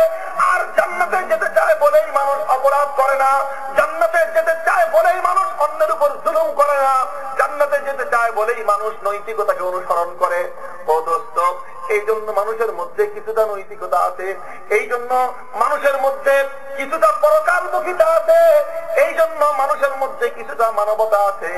আর মানুষকে যখন আল কোরআন বোঝালো, তোমার বাবা হলো পয়গম্বর, তোর আদি পিতা হলো আল্লাহর খলিফা, তোর আদি পিতা হলো একজন আল্লাহর সর্বশ্রেষ্ঠ সৃষ্টি, সুতরাং প্রত্যেকটি মানুষ পূর্বপুরুষের আখলাক, পূর্বপুরুষের আচরণকে তারা অনুসরণ করতে চাইল। এই কারণেই আজকের পৃথিবীতে, আজকের আজকের এই পৃথিবীতে যতটা শান্তি আছে, মানুষের মধ্যে যতটুকু সভ্যতা আছে, এই শান্তি এবং এই সভ্যতা 100% আল কোরআনের অবদান। কথা ঠিক আছে? দোস্ত, 1 নম্বর ইতিহাস বললাম, যদি সেদিন আল কোরআন মানব জাতিকে ডারউইনের এই মিথ্যা তথ্যের হাত থেকে যদি আল কোরআন উদ্ধার না করত, তাহলে না জানি আজকের এই পৃথিবীর অবস্থাটা কি ভয়াবহ হতো, সেটা আমাদের পক্ষে কল্পনা করা সম্ভব না। কথা ঠিক আছে? দোস্ত, 2 নম্বর তথ্যে আছেন। 2 নম্বর তথ্য যেটা আমি আপনাদের সামনে উপস্থাপন করতে চাই, কোরআনে কারীম কিভাবে মানব জাতিকে গাইড করেছে, উন্নতির দিকে গাইড করেছে।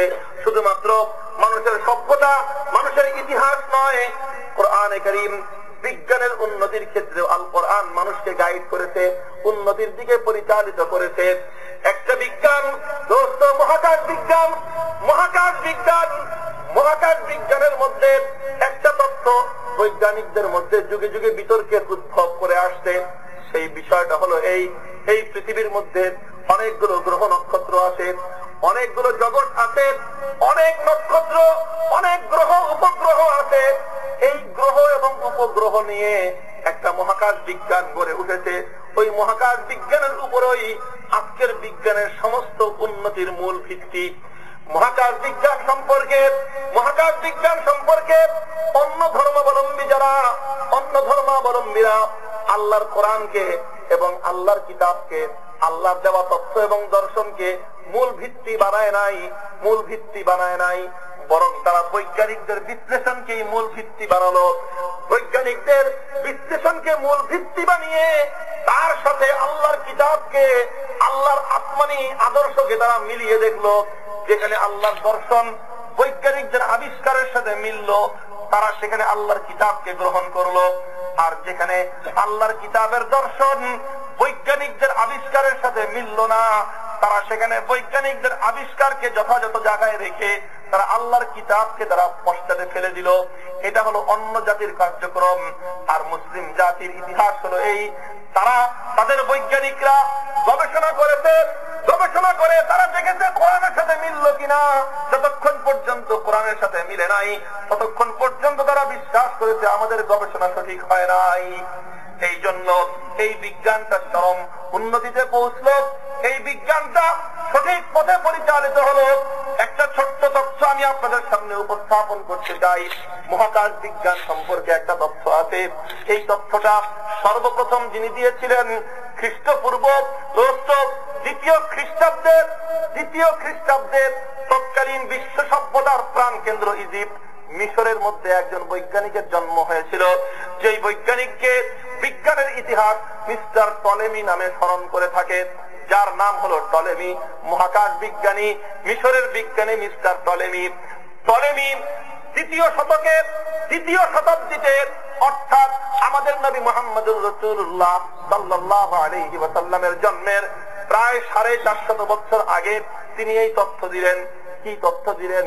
তিনি তথ্য দিলেন যে পৃথিবীটা আপন জায়গায় স্থির, পৃথিবী নড়েও না, পৃথিবী চড়েও না, পৃথিবী তার আপন জায়গায় স্থির।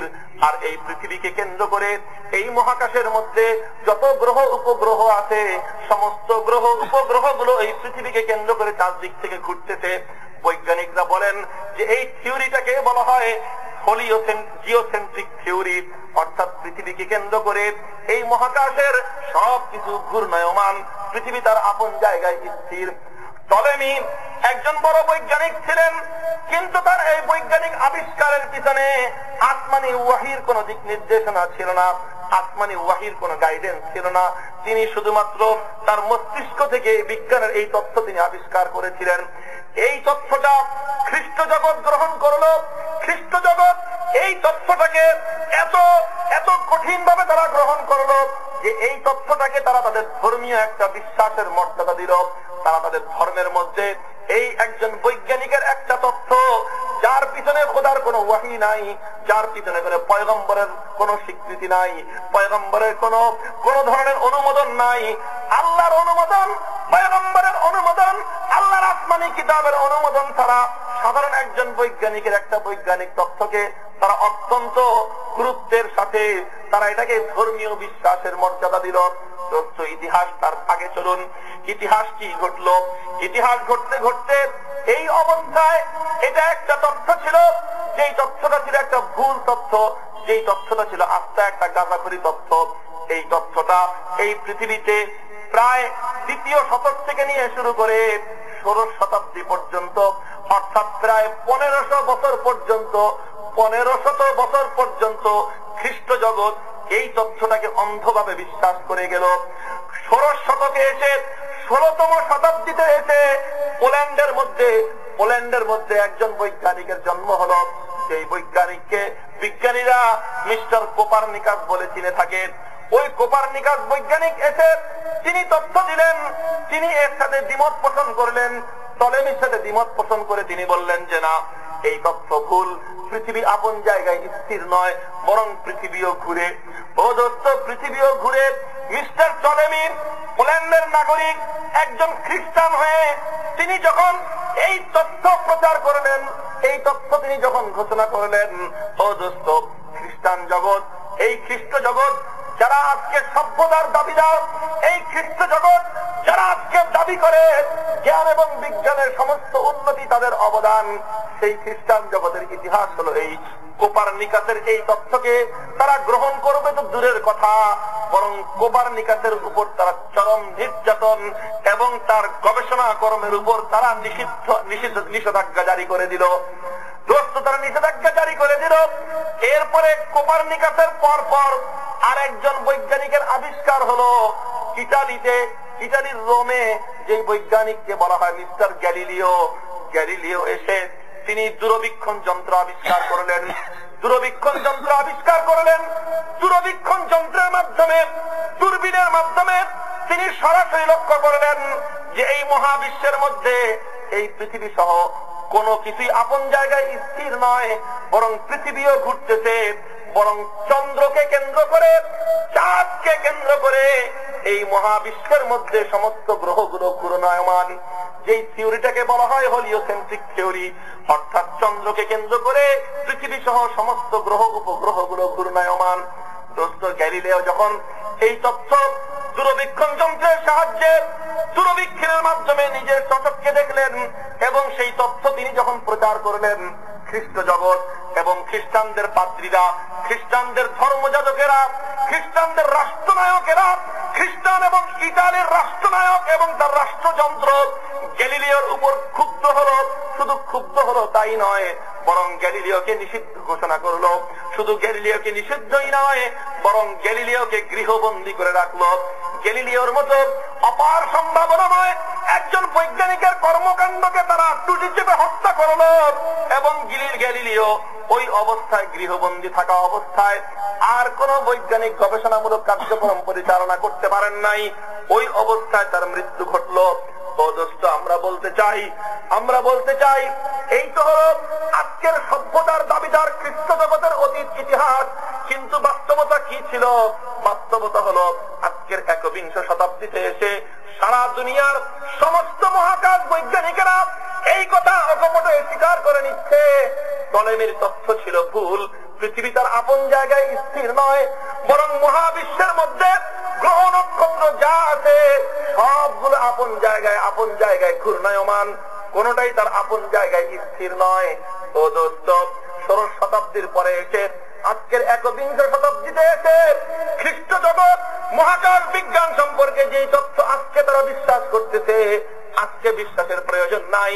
আজ থেকে 1400 বছর পূর্বে সোনার মদিনায় নবী মুহাম্মদুর রাসূলুল্লাহ সাল্লাল্লাহু আলাইহি ওয়াসাল্লাম আল কোরআনুল কারীমের মধ্যে যে তথ্য তিনি ঘোষণা করেছেন, সেই তথ্যটা তো হলো এই কুল্লুম ফি ফালাকি ইয়াসবাহুন।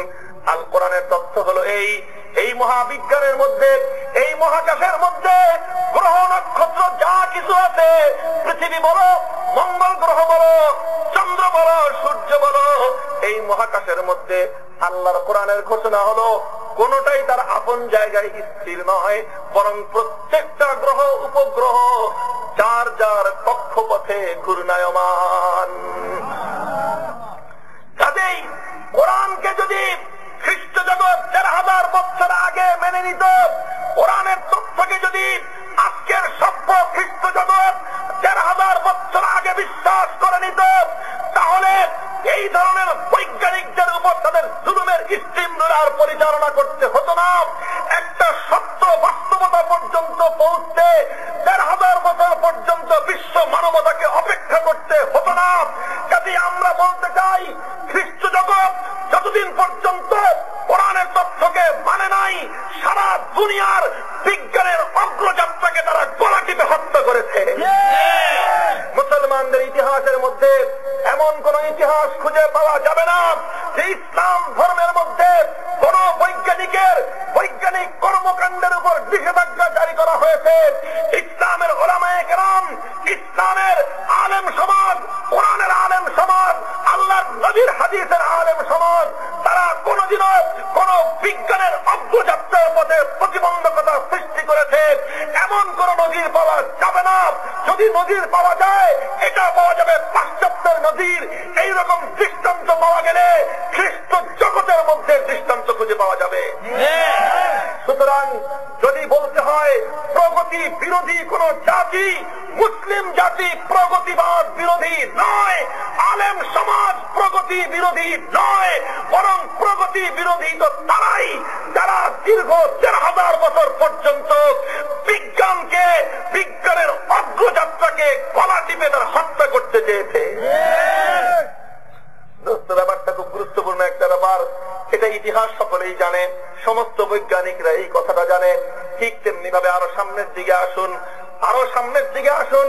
আরেকটা দৃষ্টান্ত আমি আপনাদেরকে বোঝাতে চাই, সেটা হলো ভ্রূণ বিজ্ঞান সম্পর্কে। ভ্রূণ বিজ্ঞান সম্পর্কে অর্থাৎ মাতৃগর্ভের মধ্যে যে মানব সন্তান ভূমিষ্ঠ হয়, মানব সন্তান ভূমিষ্ঠ হওয়ার প্রক্রিয়া সম্পর্কে আল কোরআনুল কারীম কি তথ্য দিয়েছে। দোস্ত, আজকের ঘরে ঘরে, আজকের সমাজের মধ্যে একটা চরম বর্বরতা আজকের এই আধুনিক সমাজের মধ্যেও ঘরে ঘরে লক্ষ্য করা যায়, বিভিন্ন পরিবারের মধ্যে লক্ষ্য করা যায়। এবং মাঝে মাঝে পত্র পত্রিকায় বড় বড় যারা মুখোশ পরিধান করে সমাজের মধ্যে, যারা সমাজপতি হিসেবে যারা সমাজের মধ্যে পরিচিত, তাদের অন্তর্মহলের খবর যখন পত্রিকার মাধ্যমে বের হয়ে যায়, তখন অনেকের সামনেই থলের বিড়াল বের হয়ে আসে। কথা ঠিক না বেঠিক? বড় বড় এনজিও কর্মী, বড় বড় নারী অধিকার কর্মী, বড় বড় ডাক্তার। সেদিন আমাদের লালবাগের মধ্যে, আমাদের বাসার কাছাকাছি একটা বাসার মধ্যে বড় নারীবাদী কর্মী, একজন ডাক্তার নারী আর একজন ডাক্তার পুরুষ। শেষ পর্যন্ত দেখা গেল তাদের বাড়ির মধ্যে একজন গৃহকর্মী,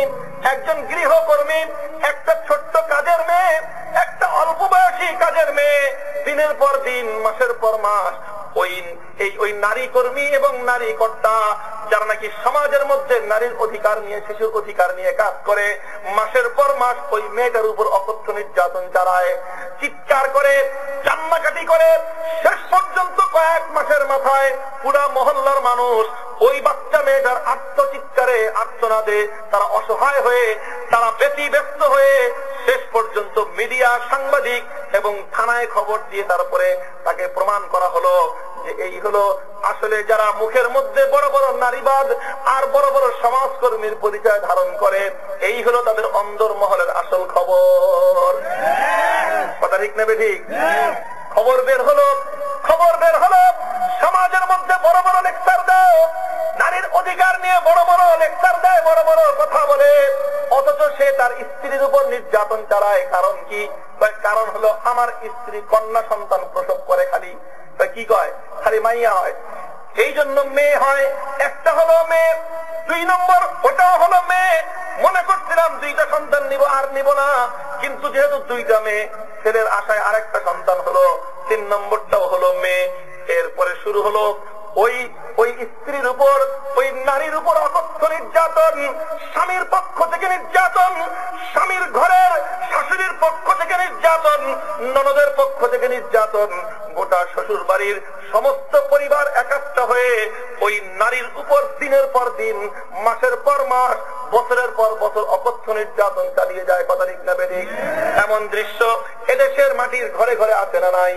খবর বের হয় না, খবর সবসময় প্রকাশ হয় না, কারণ এদেশের নারীরা, আমাদের দেশের নারীরা, আল্লাহ পাক রব্বুল আলামিন এদেশের মাতৃজাতির অন্তরের মধ্যে এমন ধৈর্যের পাহাড় সৃষ্টি করে দিয়েছেন, আল্লাহ পাক তাদের বুকের মধ্যে এতটা ধৈর্যশীলতা দিয়েছেন, তাদের বুক ফেটে যায়, কিন্তু এরপরেও মুখ ফুটে তারা তাদের স্বামীর পরিবারের বিরুদ্ধে কথা বলে না, স্বামীর দোষ তারা বলে না, স্বামীর নির্যাতনের কাহিনী তারা বাইরে এসে বলে না। কথা ঠিক না বেঠিক?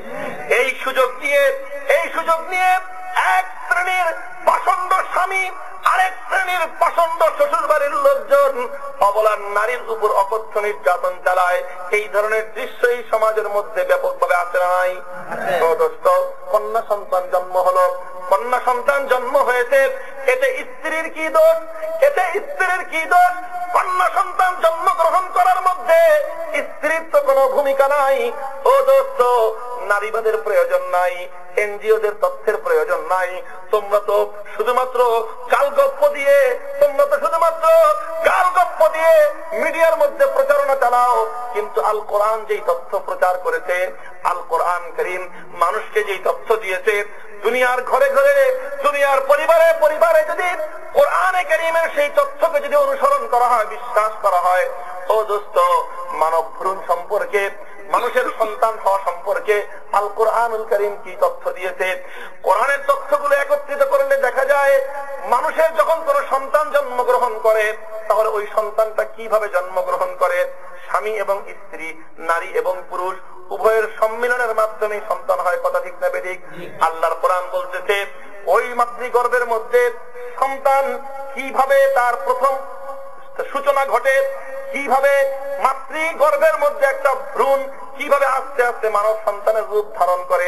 আল্লাহ পাক রব্বুল আলামিন সূরা দাহরের মধ্যে বলতেছেন, ইন্না খালাকনাল ইনসানা মিন নুতফাতিন আমশাজ, ইন্না খালাকনাল ইনসানা মিন নুতফাতিন আমশাজিন নাবতালিহি ফাজআলনাহু সামিআন বাসীরা। আল্লাহর কোরআন মানব ভ্রূণ বিজ্ঞান সংক্রান্ত দুইটা তথ্য দুই জায়গায় বর্ণনা করেছে। প্রথম জায়গায় সূরা দাহরের মধ্যে আল্লাহ পাক রব্বুল আলামিন বলতেছেন, ও দুনিয়ার মানুষ শুনে রাখো, মাতৃগর্ভের মধ্যে সন্তান কিভাবে জন্মগ্রহণ করে। আল্লাহ বলতেছেন মিন নুতফাতিন আমশাজ, একটা সন্তান জন্মগ্রহণ করার পিছনে বাবার ভূমিকা থাকে এবং মায়ের ভূমিকা থাকে। বাবার বীর্য, মায়ের বীর্য, নারীর বীর্য, পুরুষের বীর্য, এই উভয়টা যখন একত্রিত হয়, সংমিশ্রণ ঘটে। আমশাজ শব্দের অর্থই হলো এই দুইটার সম্মিলিত পদার্থের মাধ্যমে। আল্লাহ পাক রব্বুল আলামিন বলতেছেন নাবতালি, মাতৃগর্ভের ওই কঠিন অন্ধকারের মধ্যে তিনটা অন্ধকার, খালাকাকুম মিন ফি যুলুমাতিন বাদা যুলুমাতিন খালাকাকুম মিন নুতফাতিন ফি যুলুমাতিন সালাস। আল্লাহ পাক রব্বুল আলামিন কোরআনে পাকের মধ্যে বলেছেন, তিনটা অন্ধকারের মধ্যে আল্লাহ পাক রব্বুল আলামিন মাতৃগর্ভের মধ্যে মানব সন্তানকে সৃষ্টি করেন। কিভাবে সৃষ্টি করেন? বলতেছিলাম মিন নুতফাতিন আমশাজিন, এমন বীর্য থেকে যেই বীর্যের কিছু অংশ আসে বাবার থেকে আর কিছু অংশ আছে মায়ের থেকে। আল্লাহ পাক বলেন নাবতালি, অতঃপর ওই দুইটা বীর্যের মধ্যে সমন্বয় ঘটাই আমি আল্লাহ। কে ঘটান? দোস্ত, আল্লাহ বলতেছেন নাবতালি, ও দুনিয়ার বিশ্ব মানব শুনে রাখো, আমি আল্লাহ ছাড়া মায়ের গর্ভের মধ্যে ওই দুই বীর্যের মধ্যে সমন্বয় ঘটানোর আর কেউ নাই। কোন চিকিৎসা বিজ্ঞান নাই, কোন ডাক্তার নাই, কোন নার্স নাই, কোন হাসপাতাল নাই। সরাসরি আমি কুদরতের মাধ্যমে মাতৃগর্ভের ওই কঠিন অন্ধকারের মধ্যে নারী আর পুরুষের বীর্যের মধ্যে আমি আল্লাহ সমন্বয় ঘটাই। আল্লাহ সমন্বয় ঘটান, এর অর্থটা কি? এর ব্যাখ্যাটা কি? বিস্ময়কর ব্যাখ্যা। দোস্ত, বিস্ময়কর মনে হবে আল্লাহর তথ্য শুনলে। বিজ্ঞান একথা বলে যে একজন পুরুষের একবারের বীর্যের মধ্যে, একটা পুরুষের একবারের বীর্যের মধ্যে 25 থেকে 30 কোটি শুক্রকীট থাকে। 30 থেকে 25 থেকে 30 কোটি শুক্রকীট থাকে। অর্থাৎ যদি এই সম্পূর্ণ বীর্যটা সমস্ত বাচ্চাগুলি যদি হয়, তাহলে একবার একজন পুরুষের একবারের বীর্য থেকে 25 থেকে 30 কোটি মানব সন্তান জন্ম হতে পারত। দোস্ত, চিন্তা করে দেখুন কত চমৎকার আল্লাহর তথ্য। এই সম্পূর্ণ বীর্যটা মাতৃগর্ভের মধ্যে গেল। মাতৃগর্ভের মধ্যে যদি এখন 25 থেকে 30 কোটি বাচ্চা একসাথে ফলবান হয়ে যায়, একটা মায়ের গর্ভের মধ্যে যদি 25 কোটি বাচ্চা হয়, 25 কোটি বাদ দেন, 25 লক্ষ যদি হতো, 25 লক্ষ বাদ দেন, 25,000 বাচ্চা যদি একটা মায়ের গর্ভের মধ্যে জন্ম নিত, 25,000 বাদ দেন 2500 যদি হতো, 2500 বাদ দেন 25টা বাচ্চা যদি একটা মায়ের গর্ভে হতো, ওই মা কোনদিনও 25টা সন্তানকে গর্ভে ধারণ করে সঠিকভাবে নিজের জীবনকেও রক্ষা করতে পারত না, একটা সুস্থ সন্তানকেও সে জন্ম দিতে পারত না। কথা ঠিক না বেঠিক? আমার আল্লাহ বলতেছেন, যখন পুরুষের বীর্যের মাধ্যমে 25 থেকে 30 কোটি শুক্রকীট একসাথে রওনা শুরু করে মাতৃগর্ভের মধ্যে, আমি আল্লাহ পাক রব্বুল আলামিন মায়ের গর্ভের ওই জরায়ুর মধ্যখানে কুদরতি একটা পাহারাদার আমি আল্লাহ বসায় দেই।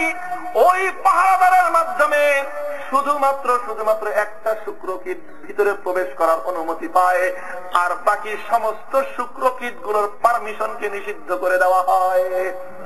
নো পারমিশন, নো এন্ট্রি, তোরা ঢুকতে পারবি না। আল্লাহর পক্ষ থেকে কুদরতের হুকুম, শুধুমাত্র একটা শুক্রকীট ভিতরে প্রবেশ করবে, একটা শুক্রকীট অথবা কখনো কখনো 2টা শুক্রকীট। আল্লাহ পাক রব্বুল আলামিন সাধারণত একটা শুক্রকীটকে ভিতরে ঢোকার পারমিশন দেন।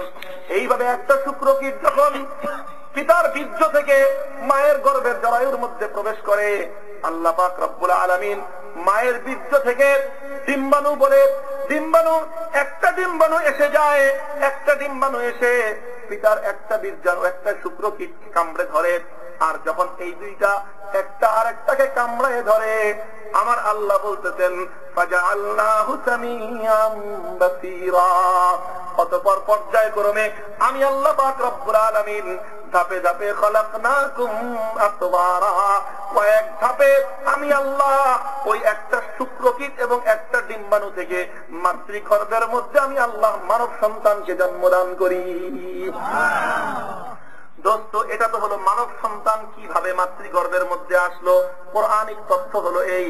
কিন্তু এই মানব সন্তানটা ছেলে হবে না মেয়ে হবে, ছেলে হবে না মেয়ে হবে, এটা কিভাবে নির্ধারিত হয়? ও দোস্ত, আল্লাহর কোরআন খুলে দেখো, সূরা তারিক থেকে আল্লাহ পাক রব্বুল আলামিন বলতেছেন খুলিকা মিন মাইন দাফিক ইয়াখরুজু মিন বাইনিস সুলবি ওয়াত তারাইব। মাতৃগর্ভের মধ্যে সন্তানের লিঙ্গ নির্ধারিত হবে কিভাবে? সন্তানটা কন্যা হবে না ছেলে সন্তান হবে, এটা নির্ধারিত হয় কিসের মাধ্যমে? ও দোস্ত, সন্তান জন্ম হওয়ার ক্ষেত্রে, সন্তান ভূমিষ্ঠ হওয়ার ক্ষেত্রে পিতার বীর্য মায়ের বীর্য উভয়ের অবদান 50-50। একটা ছাড়া আর একটা কিয়ামত পর্যন্ত সন্তান হতো না। শুধু পিতার বীর্য দ্বারা কিয়ামত পর্যন্ত সন্তান সম্ভব নয়, শুধু মায়ের বীর্য দ্বারাও কিয়ামত পর্যন্ত সন্তান সম্ভব নয়। সুতরাং সন্তান জন্ম হওয়ার ক্ষেত্রে মায়ের অবদান 50%, পিতার অবদান 50%।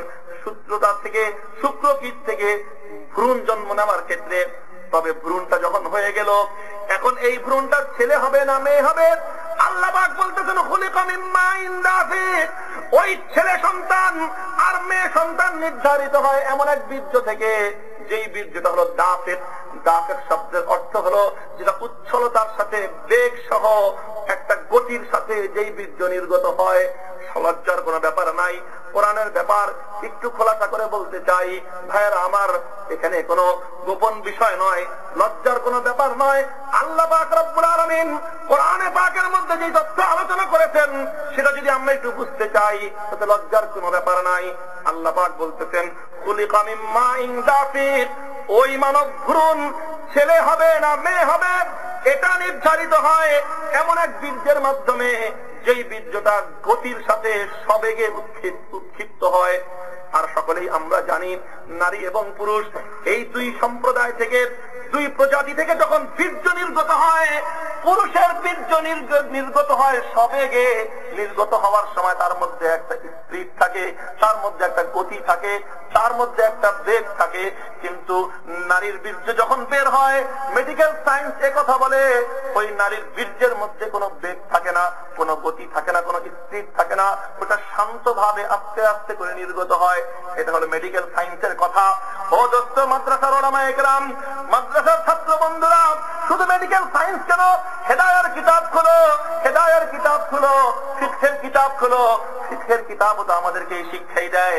হেদায়ার কিতাবের মধ্যে মাসআলা লেখা আছে, স্বামী আর নারী, স্বামী এবং স্ত্রী এক বিছানার মধ্যে শুয়ে আছে। এক বিছানার মধ্যে শোয়া থাকার পর হঠাৎ রাত্রে বেলায় তাদের মধ্যে কোনো সহবাস হয় নাই, কোনো মিলন ঘটে নাই, কিন্তু সকাল বেলায় ঘুম থেকে উঠে দেখা যায় বিছানার মধ্যে বীর্য পড়ে আছে, বিছানার মধ্যে বীর্য পড়ে আছে।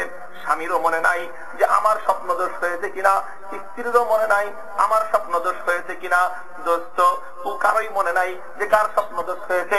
অথচ বীর্য প্রমাণ করে যে কোনো একজনের স্বপ্নদোষ হয়েছে। যার স্বপ্নদোষ হয়েছে তার জন্য গোসল করা ফরজ, গোসল ফরজ, ফরজ গোসল ছাড়া নামাজ পড়লে নামাজ পড়া হারাম। কথা ঠিক না বেঠিক? এখন গোসল করবে কে? গোসলটা করবে কে? দোস্ত গোসল করবে কে? হেদায়া কিতাবের মধ্যে মাসালা লেখা আছে, বীর্য যেখানে পড়ে আছে ওই বীর্যের অবস্থা দেখো কি অবস্থায় পড়ে আছে। বীর্যটা যদি এক জায়গায় জমাট বেঁধে পড়ে থাকে, এক জায়গায় যদি জমাট বেঁধে পড়ে থাকে, তার অর্থ হলো বীর্যটা নির্গত হওয়ার সময় তার মধ্যে কোনো গতি ছিল না, স্পিড ছিল না। তখন যদি এক জায়গায় জমাট বেঁধে পড়ে থাকে তাহলে মহিলার উপর গোসল ফরজ হবে। আর যদি বীর্যটা ছড়িয়ে থাকে, বীর্যটা যদি ছড়িয়ে থাকে তার অর্থ হলো এই, এটা যখন নির্গত হয়েছে, নির্গত হওয়ার সময় তার মধ্যে স্পিড ছিল, গতি ছিল, পুরুষের উপর গোসল ফরজ হবে। আল্লাহু আকবার। কিতাবের মাসালা বুঝো, হেদায়া বুঝো। মাদ্রাসার মধ্যে আমরা কিতাব হেদায়া পড়ায় দিলাম। হেদায়ার মধ্যে শুধু হেদায়া আর ফিকহের মাসালা নয়, বরং মেডিকেল সায়েন্সের আধুনিক মাসালাও তোমরা জেনে ফেললে। আল্লাহ পাক রব্বুল আলামিন বলতেছেন, খুলিকা মিন মাইন দাফিক। ও বিশ্বের মানুষ, ওই মাতৃগর্ভের মধ্যে একটা মানব সন্তান, তার লিঙ্গ নির্ধারিত হয়, সে ছেলে হবে না মেয়ে হবে, সেটা সম্পূর্ণ ডিপেন্ড করে, সেটা সম্পূর্ণ নির্ভর করে হলো সেই সবেগে স্ত্রীদের সাথে নির্গত পুরুষের বীর্যের উপর। পুরুষের বীর্য নির্ধারণ করে ছেলে হবে না মেয়ে হবে। কোরআনের এই তথ্যটাকে যদি আমি বৈজ্ঞানিক পরিভাষায় বলতে চাই, মেডিকেল সায়েন্সের টার্ম ইউজ করে যদি আমি বলতে চাই, তাহলে বলতে হবে মাতৃগর্ভের যেই বীর্য, ওটাকে বিজ্ঞানের পরিভাষায়, মেডিকেল সায়েন্সের পরিভাষায় ওটাকে বলা হয় ক্রোমোজোম। তো দোস্ত, মাতৃগর্ভের মধ্যে যেই ক্রোমোজোম থাকে, নারীর যেই ক্রোমোজোম, ওটা হলো শুধুমাত্র ওয়াই ক্রোমোজোম। আর পিতার বীর্যের মধ্যে যেই ক্রোমোজোম হয়, ওটা দুই রকম ক্রোমোজোম হয়। ওটা কখনো এক্স ক্রোমোজোম হয়, কখনো ওয়াই ক্রোমোজোম হয়। অর্থাৎ মায়েরটা সবসময় একই রকম হয়, পিতারটা দুই রকম হয়। কোরআনের তথ্যের আলোকে মেডিকেল সায়েন্সও একথাই বলে, যখন মাতৃগর্ভের ওয়াই ক্রোমোজোম পিতার বীর্যের ওয়াই ক্রোমোজোমের সাথে মিলে যায়, তখন হয় মেয়ে সন্তান। আর মায়েরটা তো ওয়াই থাকে, ওটা কখনো এক্স হয় না। পুরুষেরটা কখনো ওয়াই হয়, কখনো এক্স হয়। পুরুষেরটা যদি এক্স হয়, তখনই শুধুমাত্র ওই মাতৃগর্ভের সন্তানটা ছেলে সন্তান হবে। তার অর্থ হলো এই, আল কোরআন বিশ্ববাসীকে সবক পড়ায়, ও বিশ্ববাসী পুরুষেরা, জালিম পুরুষেরা, নির্যাতনকারী পুরুষেরা, যারা সন্তান কামনায় কন্যা সন্তান জন্মদান করার অপরাধে মায়ের স্ত্রীর গায়ে হাত তুলো, ব্যর্থ পুরুষেরা শুনে রাখো, ওই মাতৃগর্ভের মধ্যে সন্তান ছেলে হবে না মেয়ে হবে। ছেলে এবং মেয়ে লিঙ্গ নির্ধারণ করার ক্ষেত্রে মায়ের 1% কোনো ভূমিকা নাই, 100% ভূমিকা হলো বাবার। সুতরাং আল কোরআনুল কারীমের তথ্যের আলোকে কন্যা সন্তান জন্ম দেওয়া যদি কোনো অপরাধ হয়ে থাকে, সেই অপরাধ 100 ভাগের জায়গায় 100 ভাগ বাবা এবং পুরুষের অপরাধ। কন্যা সন্তান জন্ম দেওয়া যদি কোনো ভুল হয়ে থাকে, সেই ভুলের সম্পূর্ণ দায়ভার আসবে পুরুষের উপর, নারীর উপর সেই ভুলের 1% দায়ভারও আসতে পারে না। তবে আলহামদুলিল্লাহ, তুম্মা আলহামদুলিল্লাহ, আরে কন্যা সন্তান হওয়া তো কোনো অপরাধের বিষয় ছিল না, কন্যা সন্তান হওয়া তো কোনো ভুলের বিষয় ছিল না। কন্যা সন্তান জন্মগ্রহণ করা তো তোমার পরিবারের জন্য এটা একটা আশীর্বাদের প্রতীক ছিল, রহমতের প্রতীক ছিল, জান্নাতের সার্টিফিকেট ছিল।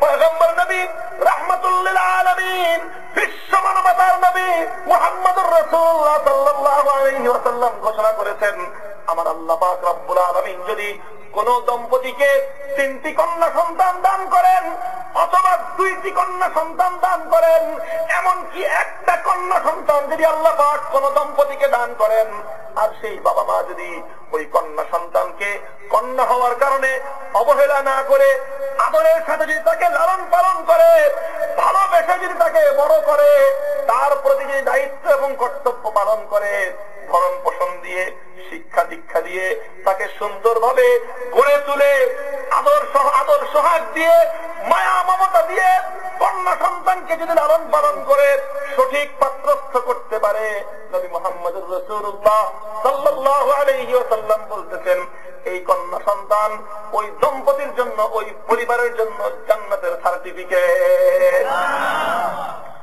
কাজেই কন্যা সন্তান জন্মগ্রহণ করাটা কোনো অপরাধ নয়। কন্যা সন্তান জন্ম হওয়াটা এটা ছিল আল্লাহর পক্ষ থেকে রহমতের বাহন। কন্যা সন্তান ভূমিষ্ঠ হওয়া এটা ছিল একটা পরিবারের জন্য বরকতের কারণ। কন্যা সন্তান ভূমিষ্ঠ হওয়া এটা ছিল একটা পরিবারের জন্য খোদার পক্ষ থেকে জান্নাত পাওয়ার সনদ। কিন্তু আজকের বিশ্বাস, আজকের সভ্যতা, আজকের সমাজ ব্যবস্থা, আজকের এই জাহিলিয়াতের সমাজ ব্যবস্থা মানুষকে পশুর মতো হায়নায় পরিণত করেছে। এরপরেই বলবো, সুতরাং যদি কন্যা সন্তান জন্ম দেওয়াকে যদি কোনো অপরাধ বলতে হয়, অবাস্তব। এই অপরাধ মায়ের অপরাধ নয়, এই অপরাধ নারীর অপরাধ নয়। ও ব্যর্থ পুরুষ, তুমি কেন এক ক্রোমোজোম সাপ্লাই করতে পারলে না? এটা শতভাগ তোমার ব্যর্থতা। আর এই ব্যর্থতার কারণে যদি জুলুম করতে হয়, এই ব্যর্থতার কারণে যদি জুতা পেটা করতে হয়, এই ব্যর্থতার কারণে যদি গলা ধাক্কা দিয়ে ঘর থেকে বের করে দিতে হয়, ও দুনিয়ার শাশুড়িরা বৌমাকে নয় নিজের সন্তানকে গলা ধাক্কা দিয়ে বের করে দাও। দুনিয়ার বাবা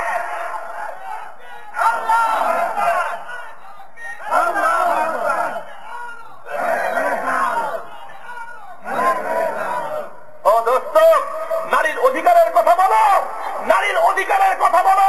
খোদার কসম খেয়ে বলি, আল কোরআনুল কারীমের তথ্য বাংলার ঘরে ঘরে পৌঁছে দাও। নির্যাতিতা স্ত্রীদের কাছে সংবাদ পৌঁছে দাও, যারা একটি কন্যা সন্তান জন্ম দেওয়ার অপরাধে, পুত্র সন্তান জন্ম দিতে ব্যর্থ হওয়ার কারণে বছরের পর বছর মুখ বুঝে স্বামীর ঘরের মধ্যে অকথ্য নির্যাতন সহ্য করতেছে, তাদের উপর গোটা গোটা শ্বশুর বাড়ির সমস্ত আত্মীয় স্বজন মিলে একটা অবলা নারীর উপর বছরের পর বছর ধরে যেই নির্যাতন চালায়, আল্লাহর কোরআনের তথ্য সমস্ত ঘরে ঘরে পৌঁছে দাও। নির্যাতন বন্ধ হয়ে যাবে, কোরআনের তথ্য ঘরে ঘরে শোনার শান্তির সংসার কায়েম করে দিবে। কথা ঠিক না বেঠিক? দোস্ত, এটাই বলতেছিলাম। এইভাবে আল কোরআনুল কারীম এক একটা তথ্য দিয়েছে। কোরআনে কারীমের সেই তথ্যগুলো যখন বৈজ্ঞানিকরা অনুসরণ করেছে, তখন তাদের বিজ্ঞান সঠিক পথে চলেছে এবং সেই বিজ্ঞান কল্যাণময় ফল এনেছে। ওই বিজ্ঞান সঠিক পথে চলেছে, সেই বিজ্ঞান উন্নতি লাভ করেছে। সর্বশেষ আরেকটা তথ্য দেই। ও দোস্ত, আল্লাহ পাক রব্বুল আলামিনের কোরআন তো সর্বপ্রথম যে আয়াত অবতীর্ণ হলো, আল্লাহ পাক রব্বুল আলামিন ওই আয়াতের মধ্যে ঘোষণা করলেন, ইকরা বিসমি রাব্বিকাল্লাযী খালাক, খালাকাল ইনসানা মিন আলাক। আমার আল্লাহ পাক রব্বুল আলামিন বললেন যে খালাকাল ইনসানা মিন আলাক। আল্লাহ পাক রব্বুল আলামিন মানব জাতিকে সৃষ্টি করেছেন আলাক থেকে।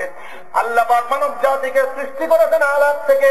বেশি দিন আগের কথা নয়, 19 শতকের মাঝামাঝি সময়ে পাশ্চাত্যের চিকিৎসা বিজ্ঞানীরা আল্লাহর কোরআন নিয়ে গবেষণা করতে লাগলো। আল্লাহর কোরআন নিয়ে তারা গবেষণা করতে করতে একটা পর্যায়ে গিয়ে কোরআনে কারীমের সূরা আলাকের মধ্যে যখন এই আয়াতটা পেল যে আল্লাহ পাক রব্বুল আলামিন বলতেছেন খালাকাল ইনসানা মিন আলাক, যে আল্লাহ পাক মানুষকে সৃষ্টি করেছেন আলাক থেকে। আলাক শব্দকে ব্যাখ্যা করলো তারা যে মানুষকে আলাক থেকে সৃষ্টি করেছেন। আলাকের অর্থ কি? আলাক শব্দের অর্থ হলো আল্লাতী তালিকু, এমন একটা জিনিস যেই জিনিসটা আরেকটা জিনিসকে কামড়ায় ধরে, জড়ায় ধরে, সেই জিনিসের নাম হলো আসলে আলাক। এটাই আরবিতে আলাকের মূল অর্থ। দোস্ত, চিকিৎসা বিজ্ঞানীরা, খ্রিস্টানরা তারা আশ্চর্যান্বিত হয়ে গেল যে এখানে আরেকটা জিনিসকে কামড়ায় ধরে, তার অর্থ হলো মানব সন্তানের জন্ম এমন একটা বস্তু থেকে, যেই বস্তুর মধ্যে আগে থেকেই প্রাণের স্পন্দন আছে, যেই জিনিসটার মধ্যে আগে থেকেই প্রাণ আছে, অর্থাৎ যেটা একটা পোকা জাতীয় কিছু হবে, যেটা আরেকটা জিনিসকে কামড়ায় ধরতে পারে। এই তথ্য কোরআনের মধ্যে কোত্থেকে আসলো? মানুষ তো আদিম যুগে জানতো মানুষের সৃষ্টি হলো শুধু পানি থেকে, সেই পানির মধ্যে কোনো প্রাণ নাই, কোনো জান নাই। কিন্তু কোরআন এই কথা কি করে বলল যে মানুষকে সৃষ্টি করা হয়েছে এমন এক পদার্থ থেকে, যেই পদার্থের মধ্যে প্রাণ ছিল, যেটা আরেকটা জিনিসকে কামড়ায় ধরতে পারে। পাশ্চাত্যের চিকিৎসা বিজ্ঞানী খ্রিস্টানদের সন্দেহ সৃষ্টি হলো। তারা মনে করলো, ও দোস্ত, চোর যাকে দেখে তাকে মনে করে চোর, চোর দেখলে চোর যাকেই দেখে তাকে নিজের মতো মনে করে। কথা ঠিক না বেঠিক? আল্লাহর ওই ইয়াকিসু আলা নাফসিহি, প্রত্যেকটা মানুষ যখন সকাল বেলায়, ভোর বেলায়, যখন কোন তাহাজ্জুদ গুজার ব্যক্তি যখন তিনি পুকুরের ঘাটে গিয়ে উযু করতে বসেন, উযু করার সময় পুকুরের অপর প্রান্তে আরেকজনকে দেখে হাত পাও ধোয়ে তাহাজ্জুদ গুজার আল্লাহ ওয়ালা মনে করে, বাপরে বাপ, অবশ্যই তিনি আমার চেয়েও বড় তাহাজ্জুদ গুজার, কারণ আমার আগে এসে তিনি হাত পাও ধুইতেছে, উযু করতেছে। আর অপর পারের চোরাই মনে করে, সারা রাত চুরি করে আসলাম, মনে করছিলাম গ্রামে মনে হয় আমি একাই চোর, কিন্তু দেখা যায় আমার চেয়ে আরো আগে আরেকজন চুরি করে হাত মুখ ধুইতেছে। কথা ঠিক না বেঠিক? চোর তাহাজ্জুদ গুজার রে চোর মনে করে, আর তাহাজ্জুদ গুজার চোর রে তাহাজ্জুদ গুজার মনে করে। কথা ঠিক না বেঠিক? দোস্ত, নিজের মধ্যে যেই অপরাধ, অন্যকে দেখলে সেই অপরাধের কথা মনে পড়ে যায়। এই খ্রিস্টান জাতি, তারা তাদের ধর্মগ্রন্থকে পরিবর্তন করে করে আল্লাহর কিতাব ইনজিলকে তারা ধ্বংস করে দিয়েছে। কোরআনের ব্যাপারেও তাদের সন্দেহ হলো যে এই কোরআনের মধ্যে সম্ভবত এই চিকিৎসা বিজ্ঞানের এই আধুনিক তথ্য আবিষ্কার হওয়ার পর মুসলমান ডাক্তাররা, মুসলমান চিকিৎসা বিজ্ঞানীরা সম্ভবত আল্লাহর কোরআনের মধ্যে তারা পরিবর্তন সাধন করে দিয়েছে। অন্যথায় যেই কোরআন এমন এক যুগের, যেটা কোনো অন্ধকার যুগ বলা হয়, এইজ অফ ডার্কনেস, যেটাকে বলা হয় জাহেলিয়াতের যুগ, বর্বরতার যুগ, মূর্খতার যুগ, পশ্চাৎপদতার যুগ, যেখানে কোনো বিজ্ঞান ছিল না, কোনো উন্নতি ছিল না, ওই যুগের কোরআন একটা মরুভূমি, অশিক্ষিত উম্মি জাতির মধ্যে যে কোরআন অবতীর্ণ হয়েছিল, ওই কোরআনে কারীমের মধ্যে বিজ্ঞানের এই আধুনিক তথ্য, যেই তথ্য আবিষ্কার হয়েছে 19 শতাব্দীর মাঝামাঝি সময়ে, যে মানব সন্তানের জন্ম হয় শুক্রকীট থেকে, এই তথ্য 19 শতকের মাঝামাঝি সময়ে চিকিৎসা বিজ্ঞান আবিষ্কার করেছে। তারা চিন্তা করলো, বিজ্ঞানের এই লেটেস্ট তথ্য, বিজ্ঞানের এই আধুনিক তথ্য, এই বিজ্ঞান পূর্ব যুগের কোরআনের মধ্যে কি করে আসলো? তাদের চোরের মনে পুলিশ পুলিশ চোর মনে করলো সম্ভবত মুসলমান ডাক্তাররা আল্লাহর কোরআনের মধ্যে বিজ্ঞানের এই তথ্য আবিষ্কার হওয়ার পর মনে হয় বিজ্ঞান অনুযায়ী কোরআনের মধ্যে তারা সম্পাদনা করেছে, পরিবর্তন করেছে। যেই তাদের মধ্যে সন্দেহ সৃষ্টি হলো, তারা এটাকে আরেকটু অনুসন্ধান করার জন্য, তারা এটাকে ধরার জন্য মনে করলো যে এটা ধরার জিনিস, মুসলমানদেরকে বোকা বানাবে, মুসলমানদেরকে ফাঁদে ফেলবে। এই জন্য তারা গবেষণা করতে লাগলো যে পুরাতন কপি কোরআনের কোথায় আছে, বিজ্ঞানের যুগের আগের কপি কোরআন কোথায় আছে। তারা সন্ধান করে জানতে পারলো তৎকালীন সময়ের সোভিয়েত রাশিয়ার অন্তর্গত, সোভিয়েত রাশিয়ার অন্তর্গত একটা প্রদেশ, যেই প্রদেশটা হলো, যেই প্রদেশটা সোভিয়েত রাশিয়ার একটা প্রদেশ ছিল, প্রদেশটার নাম আমার মনে পড়তেছে না এই মুহূর্তে।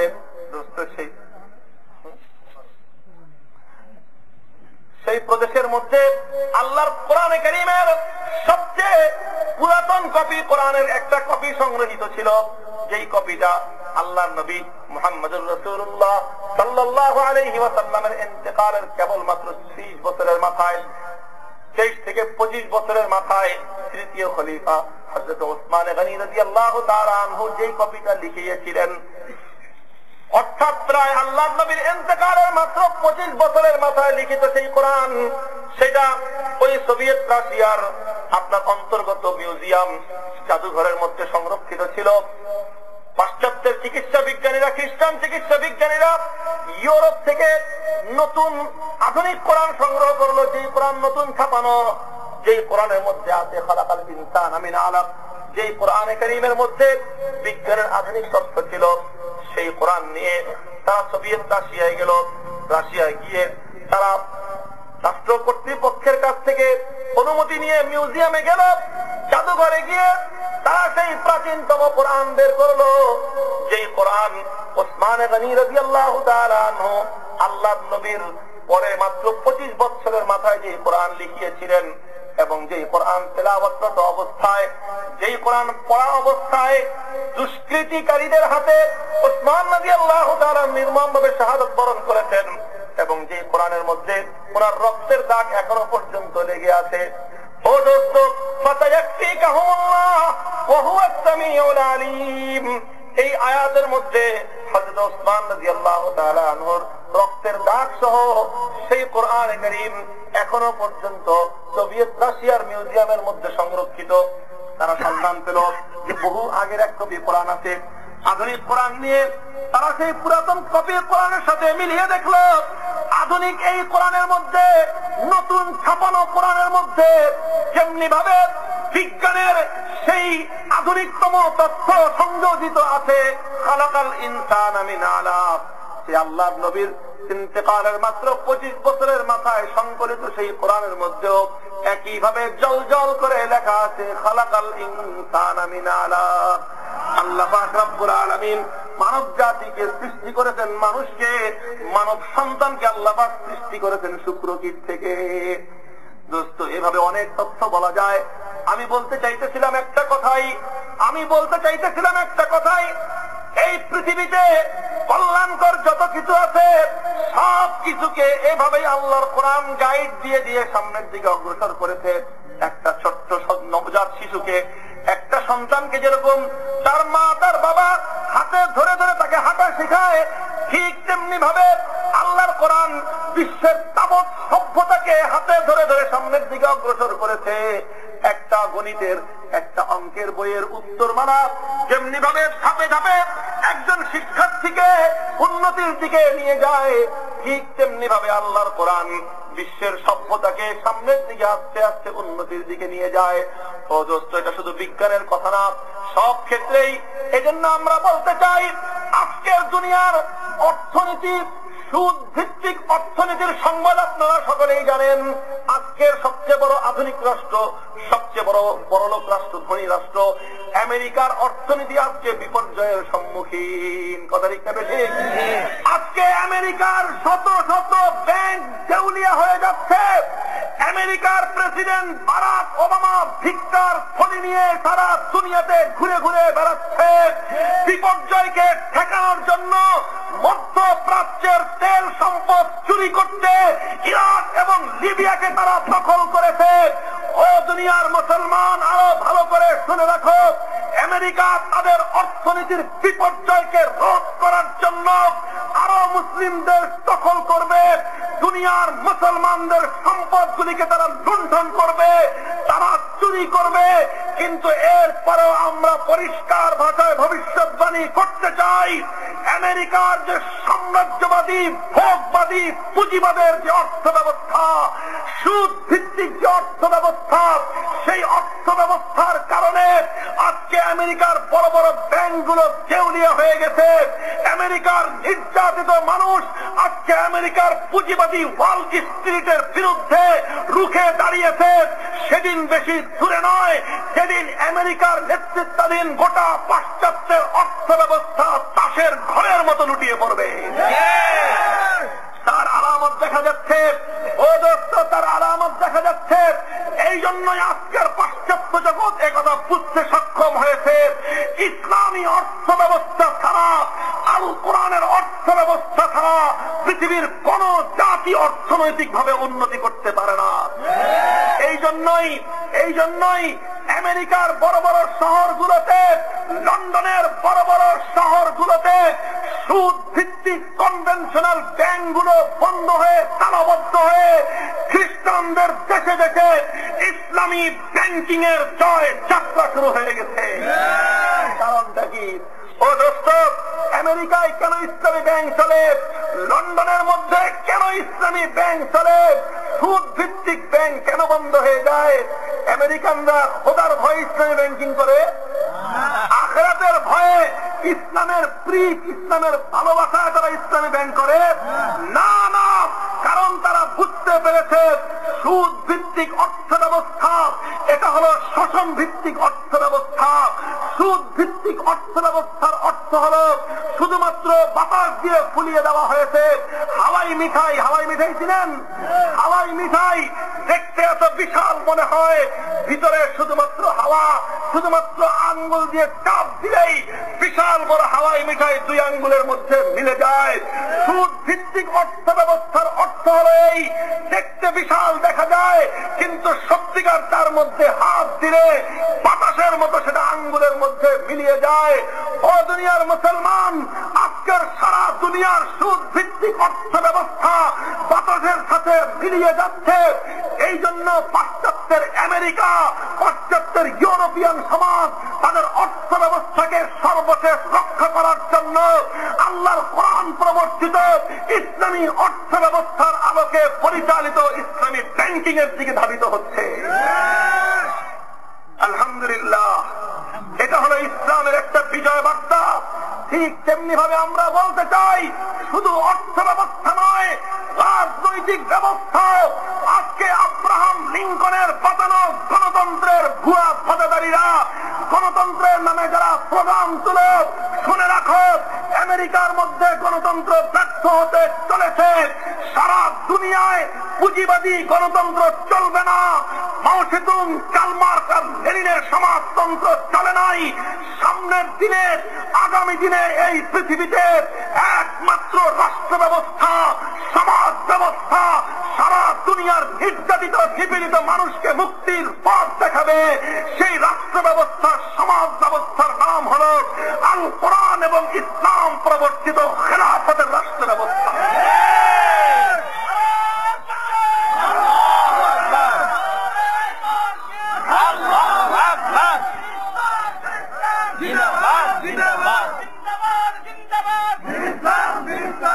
বাংলাদেশের মহারথী, রথী মহারথীদেরকে আমরা লক্ষ্য করে বলতে চাই, চোখের চশমা খুলে ফেলুন, রঙিন চশমা খুলে ফেলুন, আমেরিকার দেওয়া গণতন্ত্রের চশমা খুলে ফেলুন, রাশিয়া থেকে আমদানিকৃত সমাজতন্ত্রের লাল চশমা খুলে ফেলুন।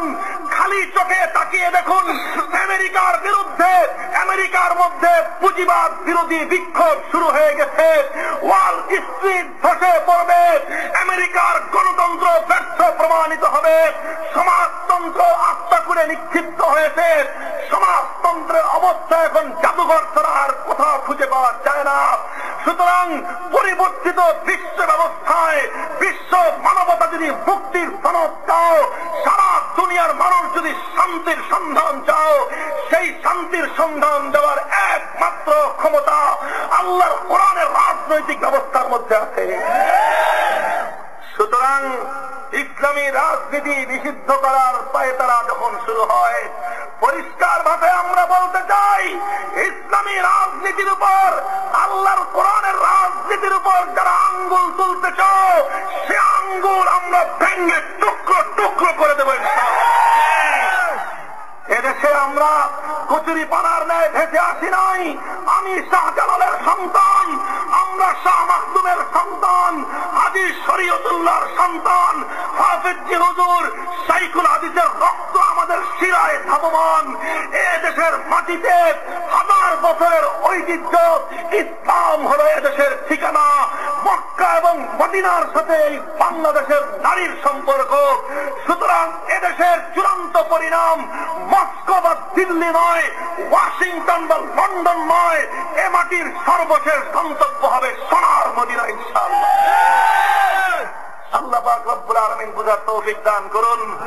অদস্ত তাফসীরুল কোরআন মাহফিল কাহিনী শোনার জন্য নয়, শুধু তাফসীরুল কোরআন মাহফিল শুধুমাত্র ওয়াজ শোনার জন্য নয়, তাফসীরুল কোরআন মাহফিল শুধুমাত্র কোরআনকে সামনে নিয়ে গোলাপ জল ছিটানোর নাম নয়, তাফসীরুল কোরআনের মাহফিল শুধুমাত্র পবিত্র কোরআনে কারীমকে কেন্দ্র করে একটা মেলা বসানোর নাম নয়, তাফসীরুল কোরআন মাহফিল শুধুমাত্র কিছু গল্প গুজব বলে দিলাম এটার নাম তাফসীরুল কোরআন মাহফিল নয়।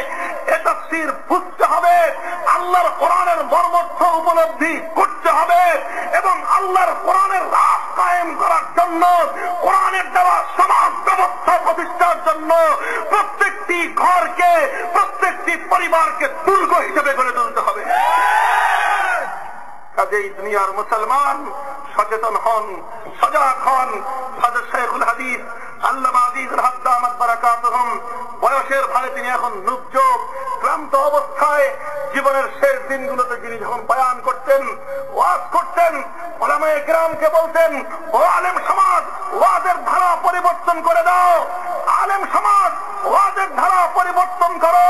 সেই সমস্ত কাহিনী আর গল্প আর লম্বা লম্বা কিচ্ছা কাহিনী জুড়ে দিয়ে মানুষকে নোবেল নাটকের মতো মজিয়ে রাখার সেই দিন ভুলে যাও।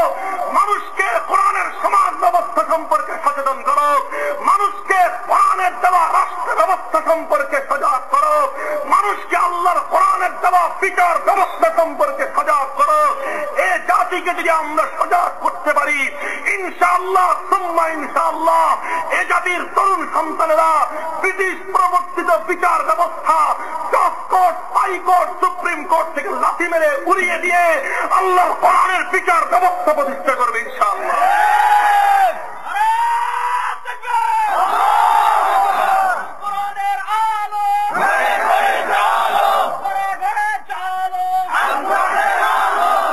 আলহামদুলিল্লাহ, আল্লাহ পাক রব্বুল আলামিন আমাদেরকে তৌফিক দান করুন। এ জাতিকে আল্লাহ পাক জেগে ওঠার তৌফিক দান করুন। এ জাতির সূর্য সন্তান, এ জাতির তরুণ প্রজন্ম, ও যুবক ভাইরা, এ যৌবন কার দেওয়া? এ বুকের প্রতিটি রক্ত ফোঁটা কার দেওয়া? আমার শিরার ধমনীতে রক্ত প্রবাহিত হয় কার নামে? আল্লাহর নামে। যদি রক্ত আল্লাহর নামে প্রবাহিত হয়ে থাকে, এ জীবন যদি আল্লাহর দেওয়া হয়ে থাকে, এ যৌবন যদি আল্লাহর দেওয়া হয়ে থাকে, এ জীবন, এ যৌবন, এ কণ্ঠের স্লোগান কোন ব্যক্তির জয়গান নয়, কোন দলের জয়গান নয়, বঙ্গবন্ধু আর জিয়াউর রহমান নয়। যদি এ কণ্ঠে স্লোগান উঠে, নারে তাকবীর, আল্লাহু আকবারের স্লোগান উঠবে। কোন গণতন্ত্র সমাজতন্ত্রের বিজয়ের জন্য নয়। এ যৌবন যদি উৎসর্গিত হয়, এ বুকের রক্ত ফোঁটা যদি এই জমিনকে সিঞ্চিত করে, আল্লাহর কোরআনকে বিজয়ী করার জন্যই হওয়া উচিত। ও যুবক ভাইরা, এই যৌবনের হিসাব আল্লাহর কাছে দিতে হবে, এই যৌবনের হিসাব আল্লাহর কাছে দিতে হবে।